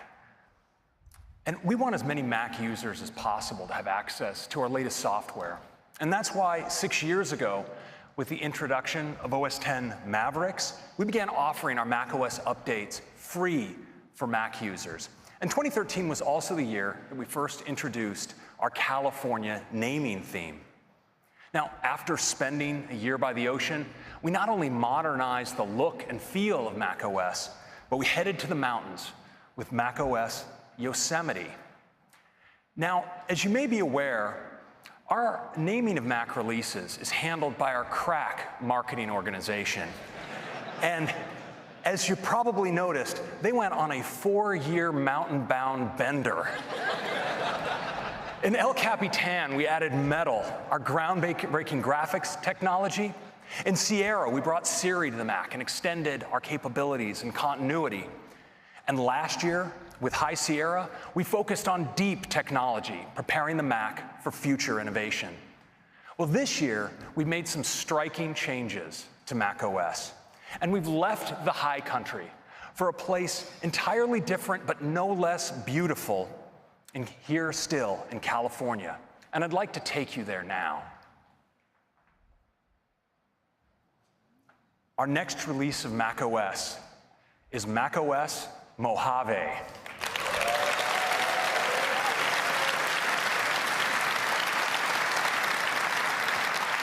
Now, Mojave is beautiful during the day, but what really captured our imagination was the beauty of the desert at night. And this inspired one of our most distinctive new features, and I'd like to show it to you now.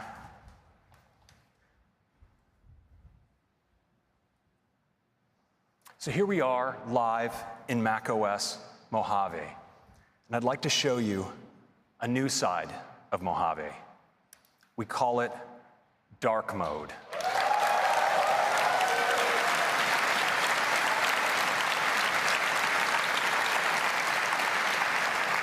Now, as you see, dark mode is not just about the dock or the menu bar. It extends to your Windows Chrome, your sidebar, and even the content of the windows. And it's so great for pros. It makes photographic content absolutely pop off the screen. It's just gorgeous. So nice. And this is great not just for photography, but when working on presentations or documents. It's also great doing ordinary things if maybe you're working in a dark environment. You just look at calendar and even mail in dark mode. It's so great. And I think some of us are going to want to run dark mode just because it's so cool. I mean, your emoji look great. Your photos look great.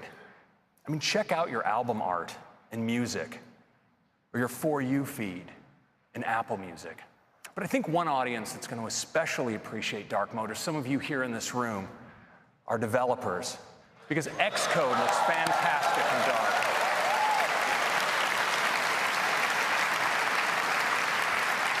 Whether it's your source code or even interface builder and all of its inspectors, they just look fantastic in black.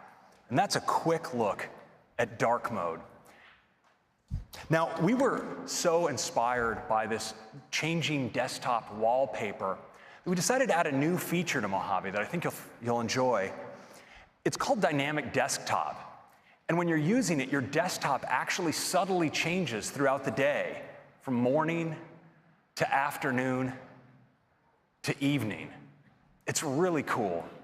Now, there's much more to Mojave that I'd like to share with you through demos, and it starts with the desktop.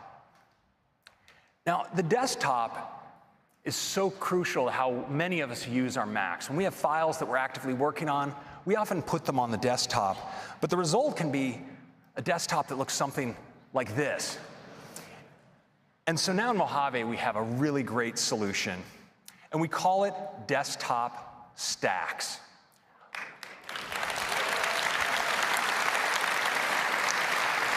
All of the contents of your desktop are automatically arranged into these stacks. And they can be arranged by kind, by date, or even by tag. And they're really easy to use. You just click on them, you can see all the contents in the stack, you can double click to open a document, and put it away. And they stay organized. So for instance, if I bring forward mail, maybe I drag an image out, I want you to watch what happens, because the image flies right into the right stack.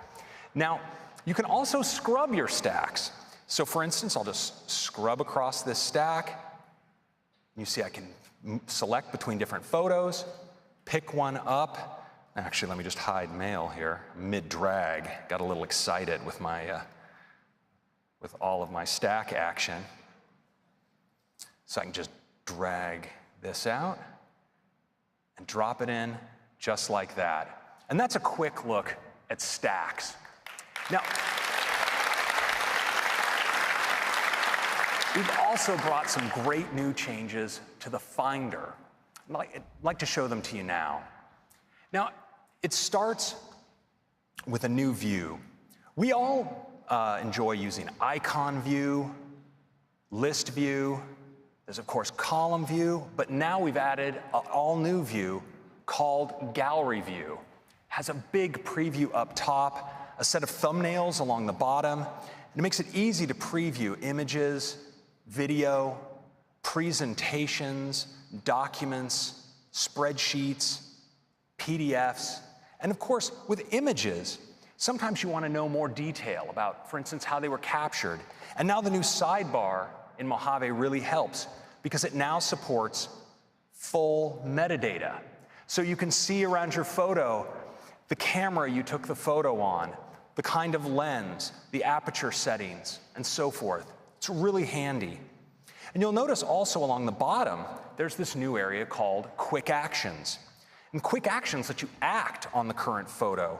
So for instance, if I have a photo like this and I want to edit it, I don't have to open it and go or do a new app. I can rotate it right here inside the Finder. It's really powerful. Now, this sidebar is available in other views of the Finder. So for instance, I'm just going to bring up the preview pane here, and I'm going to do a multi-selection of a PDF as well as several images.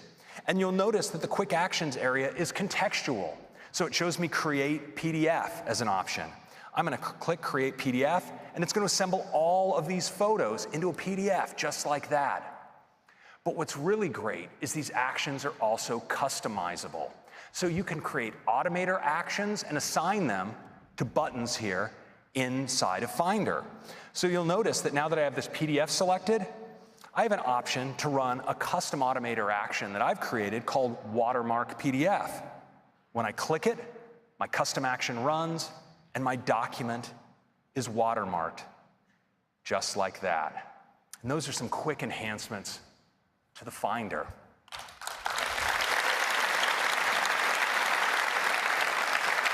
Now, a tool that I think many of us love when working with files is Quick Look. And now in Mojave, we've made Quick Look more powerful than ever by integrating markup. Let me show you how it works.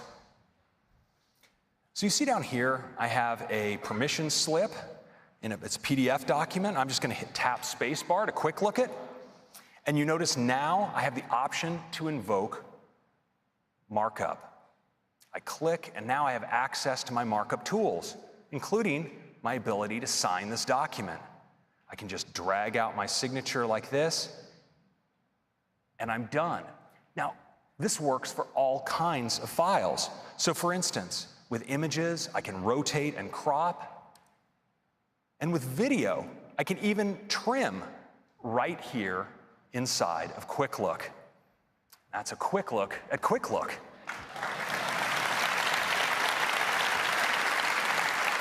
Next, I want to talk about how we capture content on our Mac, because one of the tools I think many of us use all the time is screenshots. And we've made screenshots more powerful than ever in Mojave.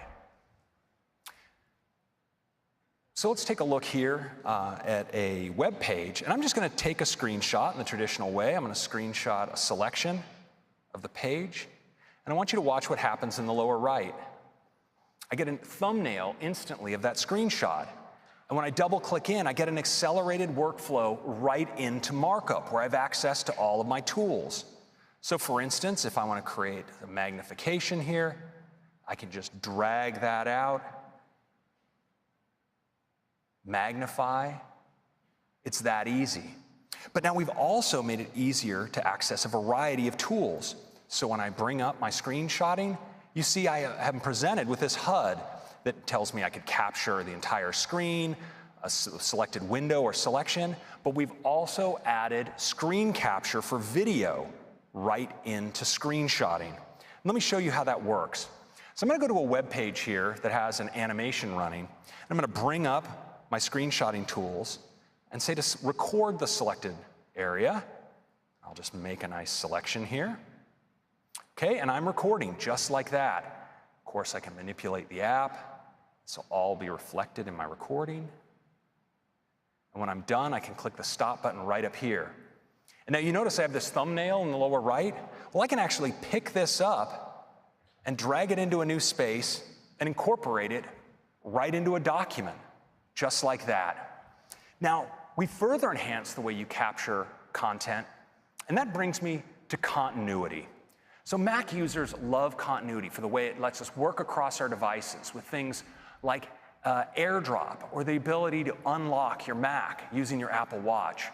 When it comes to capturing content, we all walk around with one of the best content capture devices in the world in our pockets, our phones.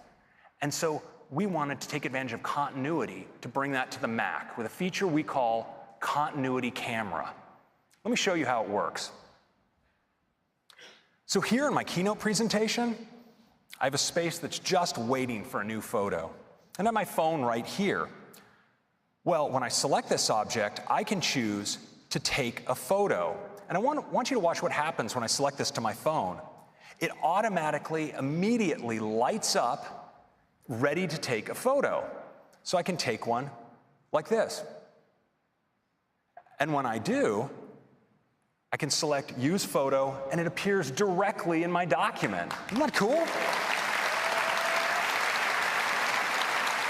Now, this works as well for scanning documents. So here I have a place where I could use a scan. Once again, I'm going to select from the menu, and this time Scan Document. Again, my camera lights up, this time right in my document scanner. I just scan like this. I can save it. And my scan goes immediately in. I think I forgot to push the save button. Sorry about that, everybody. There you go. Appears immediately in my document. Thank you. And so just like that, I can take photos, stills, and even capture video. And this is a quick look at some great new features in Mojave.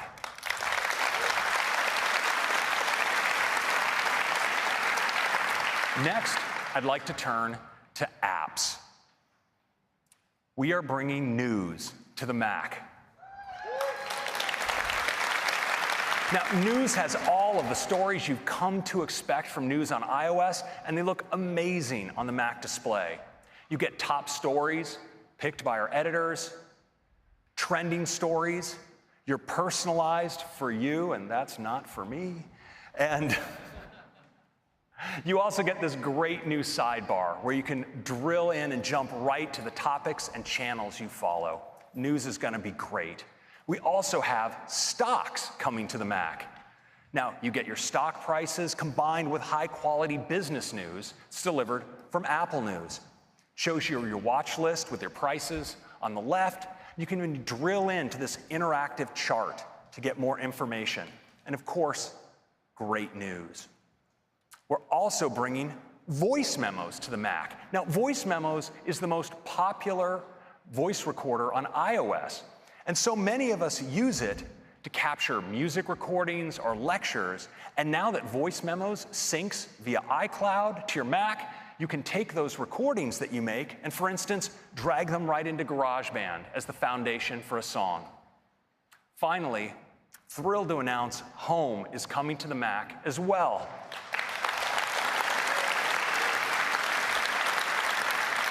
You have all of your accessories here. You can run your scenes as well as monitor your video cameras.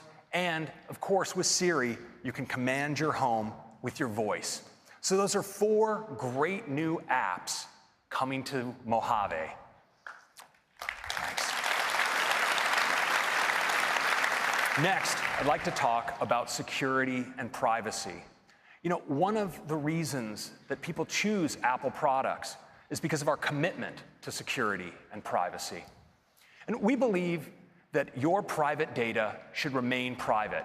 Now, not because you've done something wrong or that you have something to hide, but because there can be a lot of sensitive data on your devices, and we think you should be in control of who sees it. Now, to begin, we protect your information on your devices using state-of-the-art hardware and software. And this year, we're adding greater protections about how apps can access that information. Today, Apple devices check in with you before granting an app access to information like your location. You can tell because you'll see an alert just like this one. And macOS already provides API-level protections for things like contacts, photos, calendar, and reminders.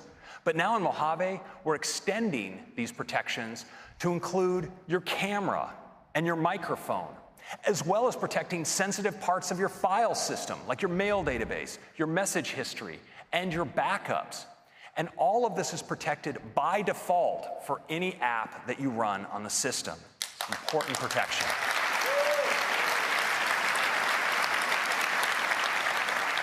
Next, I want to turn to some great enhancements to Safari. Because Safari works really hard to protect your privacy, and this year it's working even harder. Last year, we introduced intelligent tracking prevention to dramatically reduce the ability for apps to track you across websites using cookies. This is the kind of thing where you look at a product on one site, and then you move to another site, and somehow this is just following you wherever you go. Well, we've all seen these like buttons and share buttons, and these comment fields.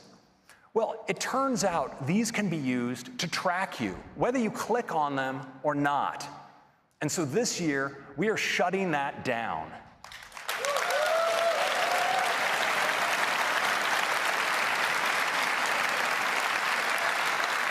Now, if you do want to interact with one of these, or one of these apps tries to access that information, you'll get this, and you can decide to keep your information private.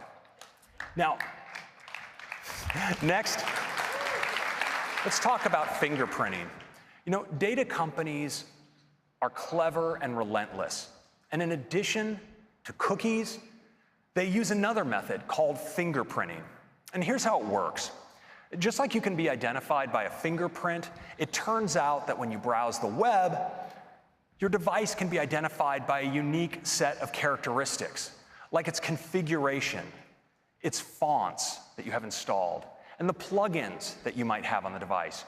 And these data companies can use this set of characteristics to construct a unique fingerprint to track your device from site to site. With Mojave, we're making it much harder for trackers to create a unique fingerprint. We're presenting web pages with only a simplified system configuration. We show them only built-in fonts. And legacy plugins are no longer supported, so those can't contribute to a fingerprint. And as a result, your Mac will look more like everyone else's Mac, and it will be dramatically more difficult for data companies to uniquely identify your device and track you.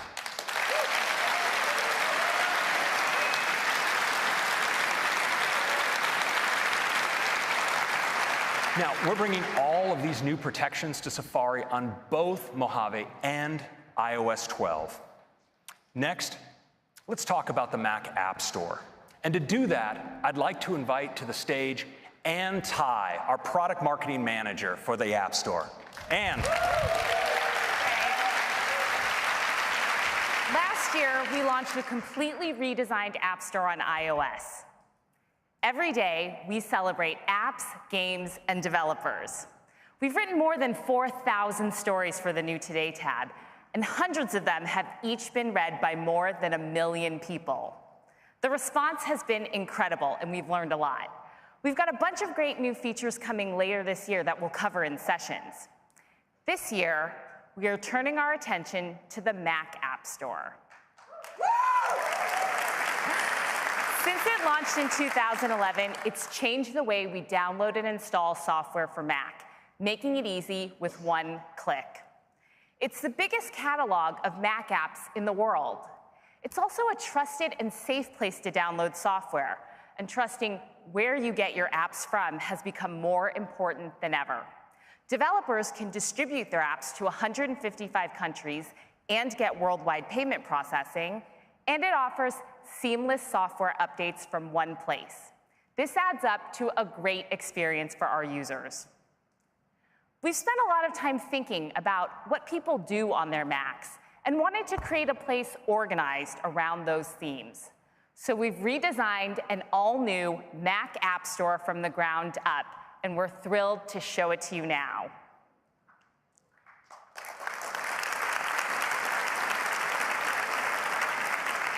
It's got a beautiful UI that should feel familiar, but new, and designed first and foremost to be a great Mac app.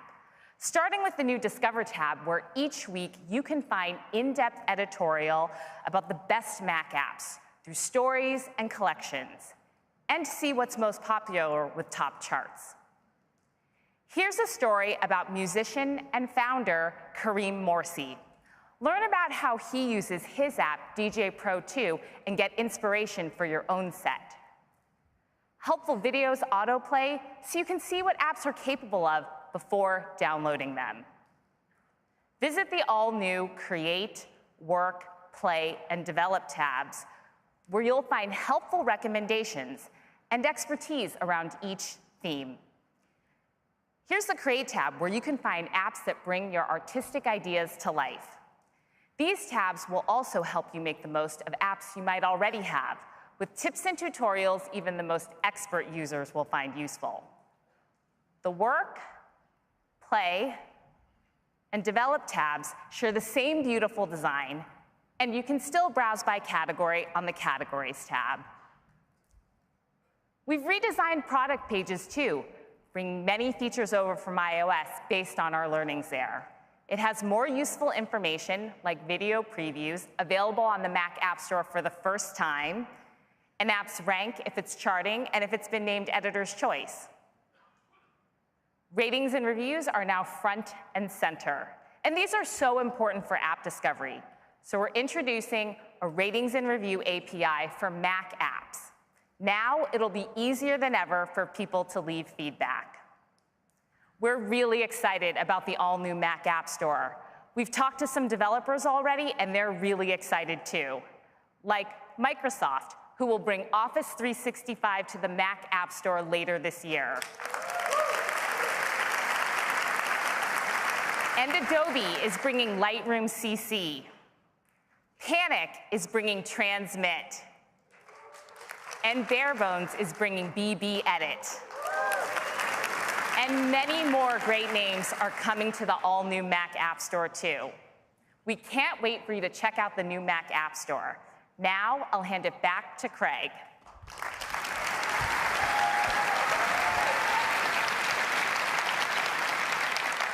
So we think the Mac App Store is going to inspire whole new generations of apps. And so we want to talk about some of the technologies that will be behind some of that next generation. We spoke earlier about ARKit. I want to talk about 2 more. And let's start with Metal. Now, Metal is the technology to get the highest performance graphics and computation from graphics processors. Metal was designed for modern GPUs. It's incredibly efficient. And that enables amazing console-level games like Fortnite from Epic to run great for the first time on mobile. But Metal also enables these games to scale to take full advantage of modern Macs.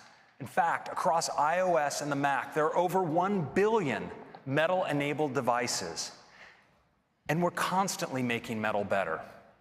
To bring the highest GPU performance and reach of all Macs, we've recently added support for external GPUs. And this is powered by Metal. And the results are truly mind-boggling. For instance, running a filter in DaVinci Resolve, look at how it scales on the incredibly fast iMac Pro as you add up to 4 eGPUs. Now, the results are even more staggering when you take a 13-inch MacBook Pro and add eGPUs to it, achieving up to 8.5 times speed up. It's pretty awesome. Now, eGPUs also enable Macs to achieve all new levels of performance and realism in 3D rendering and gaming. Now, this beautiful forest you see here, this isn't a video capture. This is from Unity's new Book of the Dead interactive demo, and it's being rendered live right now on a MacBook with an eGPU powering this display. I mean, doesn't this look amazing?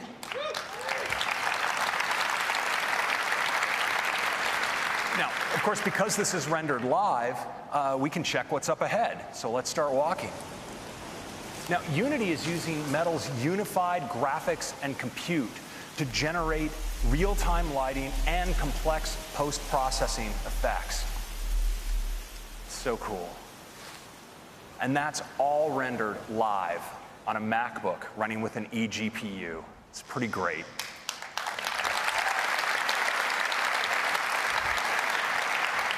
Now, another place where we're doing incredible acceleration with Metal is in machine learning. And today, ML specialists usually use one of these third-party libraries to train their models using servers. And now it turns out we can accelerate tools like this with our new Metal Performance shaders. We're seeing speed-ups of up to 20 times in using the GPU with Metal instead of CPU-based training. And while speeding these tools up is great, we actually think there's a better way for most developers. And that's training on the Mac you already have, using a great new tool we call CreateML. Now, CreateML is designed to let you train without being a machine learning expert. You can train vision and natural language models. You can bring your own custom data, and it's really easy to use because it's all built in Swift. In fact, you can use Xcode playgrounds to train your model. Just drag one in, their training set, and you can drag in your test set as well. And the training is all GPU accelerated, so it's incredibly fast. Now, as an example, we worked with Memrise. They're a developer who uses the camera to identify objects and speak them in multiple languages. And in the past, they would train their model with 20,000 images, and it would take them 24 hours to do so. Well, now, with CreateML, they can train that same model in 48 minutes on a MacBook Pro.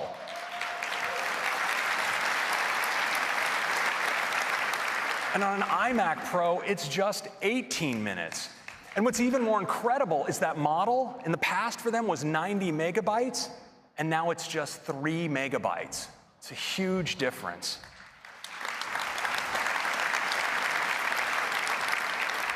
Now, we also are making models run much faster on device using CoreML2. Now, CoreML is our technology for high-performance on-device machine learning, and now it's better than ever. It's 30% faster in on-device processing using a technique called batch predictions. And you can reduce your model size by up to 75% using quantization. And so that's CoreML and CreateML. You no longer have to be an expert in machine learning to build those techniques into your app. Now, these technologies are redefining what's possible in apps, and they're common not just to macOS, but also to iOS. And the fact that the Mac and iOS share so much technology has led people almost every year to keep asking us the question, are you merging iOS and macOS? So I'd like to take a moment to briefly address this question. No. Of course not. We love the Mac because and we love Mac OS because it's explicitly created the unique characteristics of Mac hardware, like the ergonomics of the keyboard and the trackpad, the flexibility in displays and storage, and because of the power it exposes, it makes the Mac able to accomplish almost anything.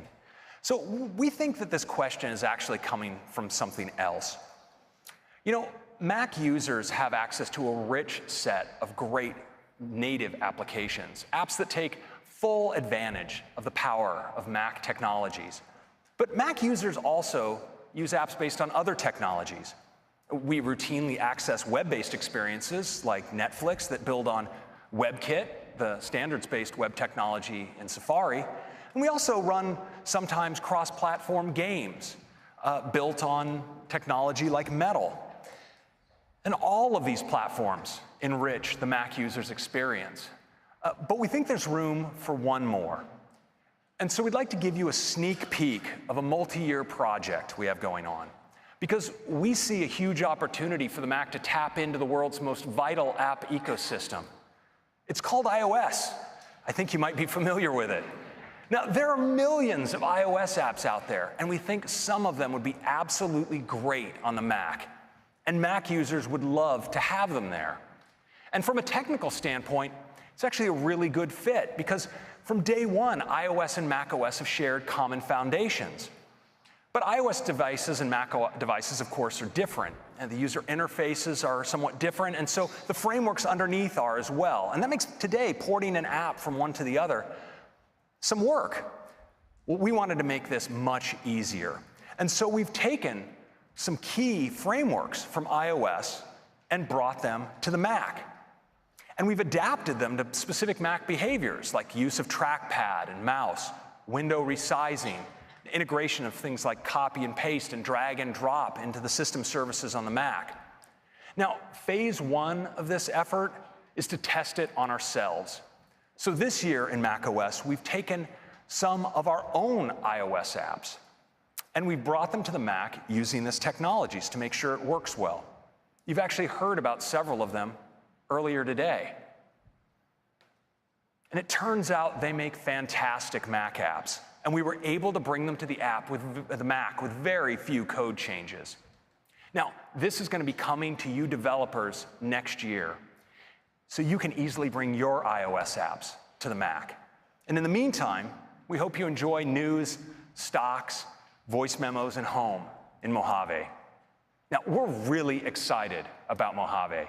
From desktop stacks to Finder with gallery view, to enhanced screenshots and markup, news and home on the Mac for the first time, stocks, and of course, the redesigned Mac App Store. And of course, there's even more. Like APFS now supports Fusion and hard drives, and Safari tabs can now have favicons if you want them there. And of course, group FaceTime. So that's macOS Mojave. I hope you like it. I'm going to hand it back to Tim. Thank you so much. Thanks, Craig. Thank you, Craig. What a huge update to macOS, and what an extraordinary morning. We got started with iOS 12 with all new capabilities, including taking AR further than ever before, bringing Siri to any app with Siri shortcuts and screen time, and cool new communication features like Memoji and group FaceTime, and watchOS, now with walkie-talkie, activity competitions, new workouts, new Siri capabilities, and so much more. And Apple TV 4K, now with Dolby Atmos, some great new partnerships, and the ease of zero sign-on. And you're going to really love those new aerial screensavers. And macOS Mojave, with all new dark mode, great updates to desktop and Finder, enhanced privacy and security, and a completely redesigned Mac App Store. The updates will be available to our users this fall, and there will be developer betas for each of them after the keynote this morning. Thank you. Now, before we close, we wanted to celebrate you and the amazing work that you do.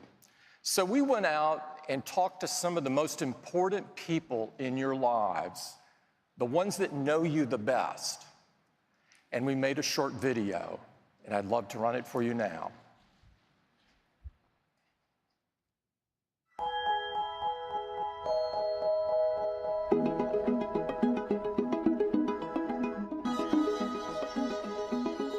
I don't have any idea at all how to create an app. I don't understand any of it. Thank you. Ask me another question. My son is a developer at Robinhood. My daughter Jyoti is a WWDC 2018 scholarship winner. My brother started and founded Yelp. Oleo. Timeless. One drop. Splitter critters. Homer, you gotta look at her. My brother Derek created the app Refugees and Immigrants, the Creative. The Collective. Why did I say the Creative? At Christmas time, when most kids maybe would want skis or something, he wanted computer books. He stayed in his bedroom making games while the other kids were outside playing. When she's really doing the coding, almost always we have to tell my daughter to stop. But then my daughter would be like, just give me another 10 minutes. You know, I want to get this solved first. When I watch him code, his eyes move in a weird way, and he's like totally focused. Even when my friends are over, I'd say, well, look at Christopher, look at him, and they'd go, wow. When he first came to us with the idea, we were like, okay, good luck. He started off in his small little one-bedroom apartment with next to nothing and sacrificed eating a burger and just have ramen just so that he could, and I'm like, just buy the burger. And he's like, no, that's $3 that I could put towards the app. Jeremy went out to build the first version of Yelp, and it was a total bust, total failure. She tried really hard on a couple different titles, and you've never heard of them. And, you know, that's a really rough feeling. That was definitely a low point for Jeremy, because it was like, hey, we got to retool and try again. What Jeremy did notice in the data was that people loved writing comments. And that was really the genesis of the second version of Yelp, which worked. You have to be really okay with waking up to failure. And then at the end of a whole bunch of failures is something that's great. Tessa didn't really think, I want to make an app. Tessa found a problem of food waste, which you could use the app to help to solve. Emma's grandma was diagnosed with Alzheimer's. She even forgot my daughter's birthday. So Emma tried to search for an app that would help, but she couldn't find it. So she said, you know, why don't we just do it ourselves? My husband was a diabetic. That inspired Jeffrey to do something about diabetes. And it's an answer to a lot of people's prayers. Jesse won the iPhone Game of the Year. I couldn't believe that he made it. I mean, to me, it was remarkable. She pulled out her cell phone, and I saw his app on her phone, and I was like, trying not to forget. For my wife, it's not just creating, it's really wanting to be a part of something big. The one lesson that I learned from Jeremy every day is just that determination, tenacity, the focus. He foresaw the impact that the iPhone was going to have. And he bet everything on getting an app for it. And I think that it was one of the most important things that Yelp did. I think he's made a big difference, and so do thousands of other people. She wants to not just learn, also teach others, and it makes me really proud to see her blossom. And as a parent, no better thing is there than your kids do what they want to do. Because it isn't how much money you've made, it's really what changes you've left behind. And she's hoping to leave a lot of change behind.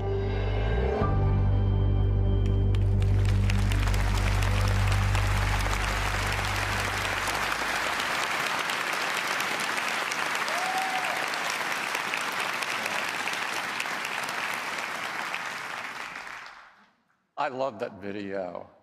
And I'm pleased that some of the developers are in the audience this morning. Their stories are great examples of all of your passion and your creativity. We love the work you do, and the impact that it has on the world. It inspires all of us at Apple deeply every day. On behalf of everyone at Apple, thank you.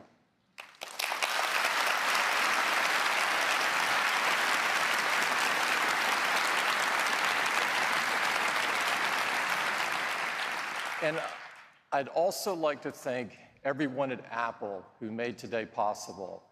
Days like this only come from years of effort and hard work and great sacrifice. And so I thank them and their families. Let's have an incredible week together. Thank you.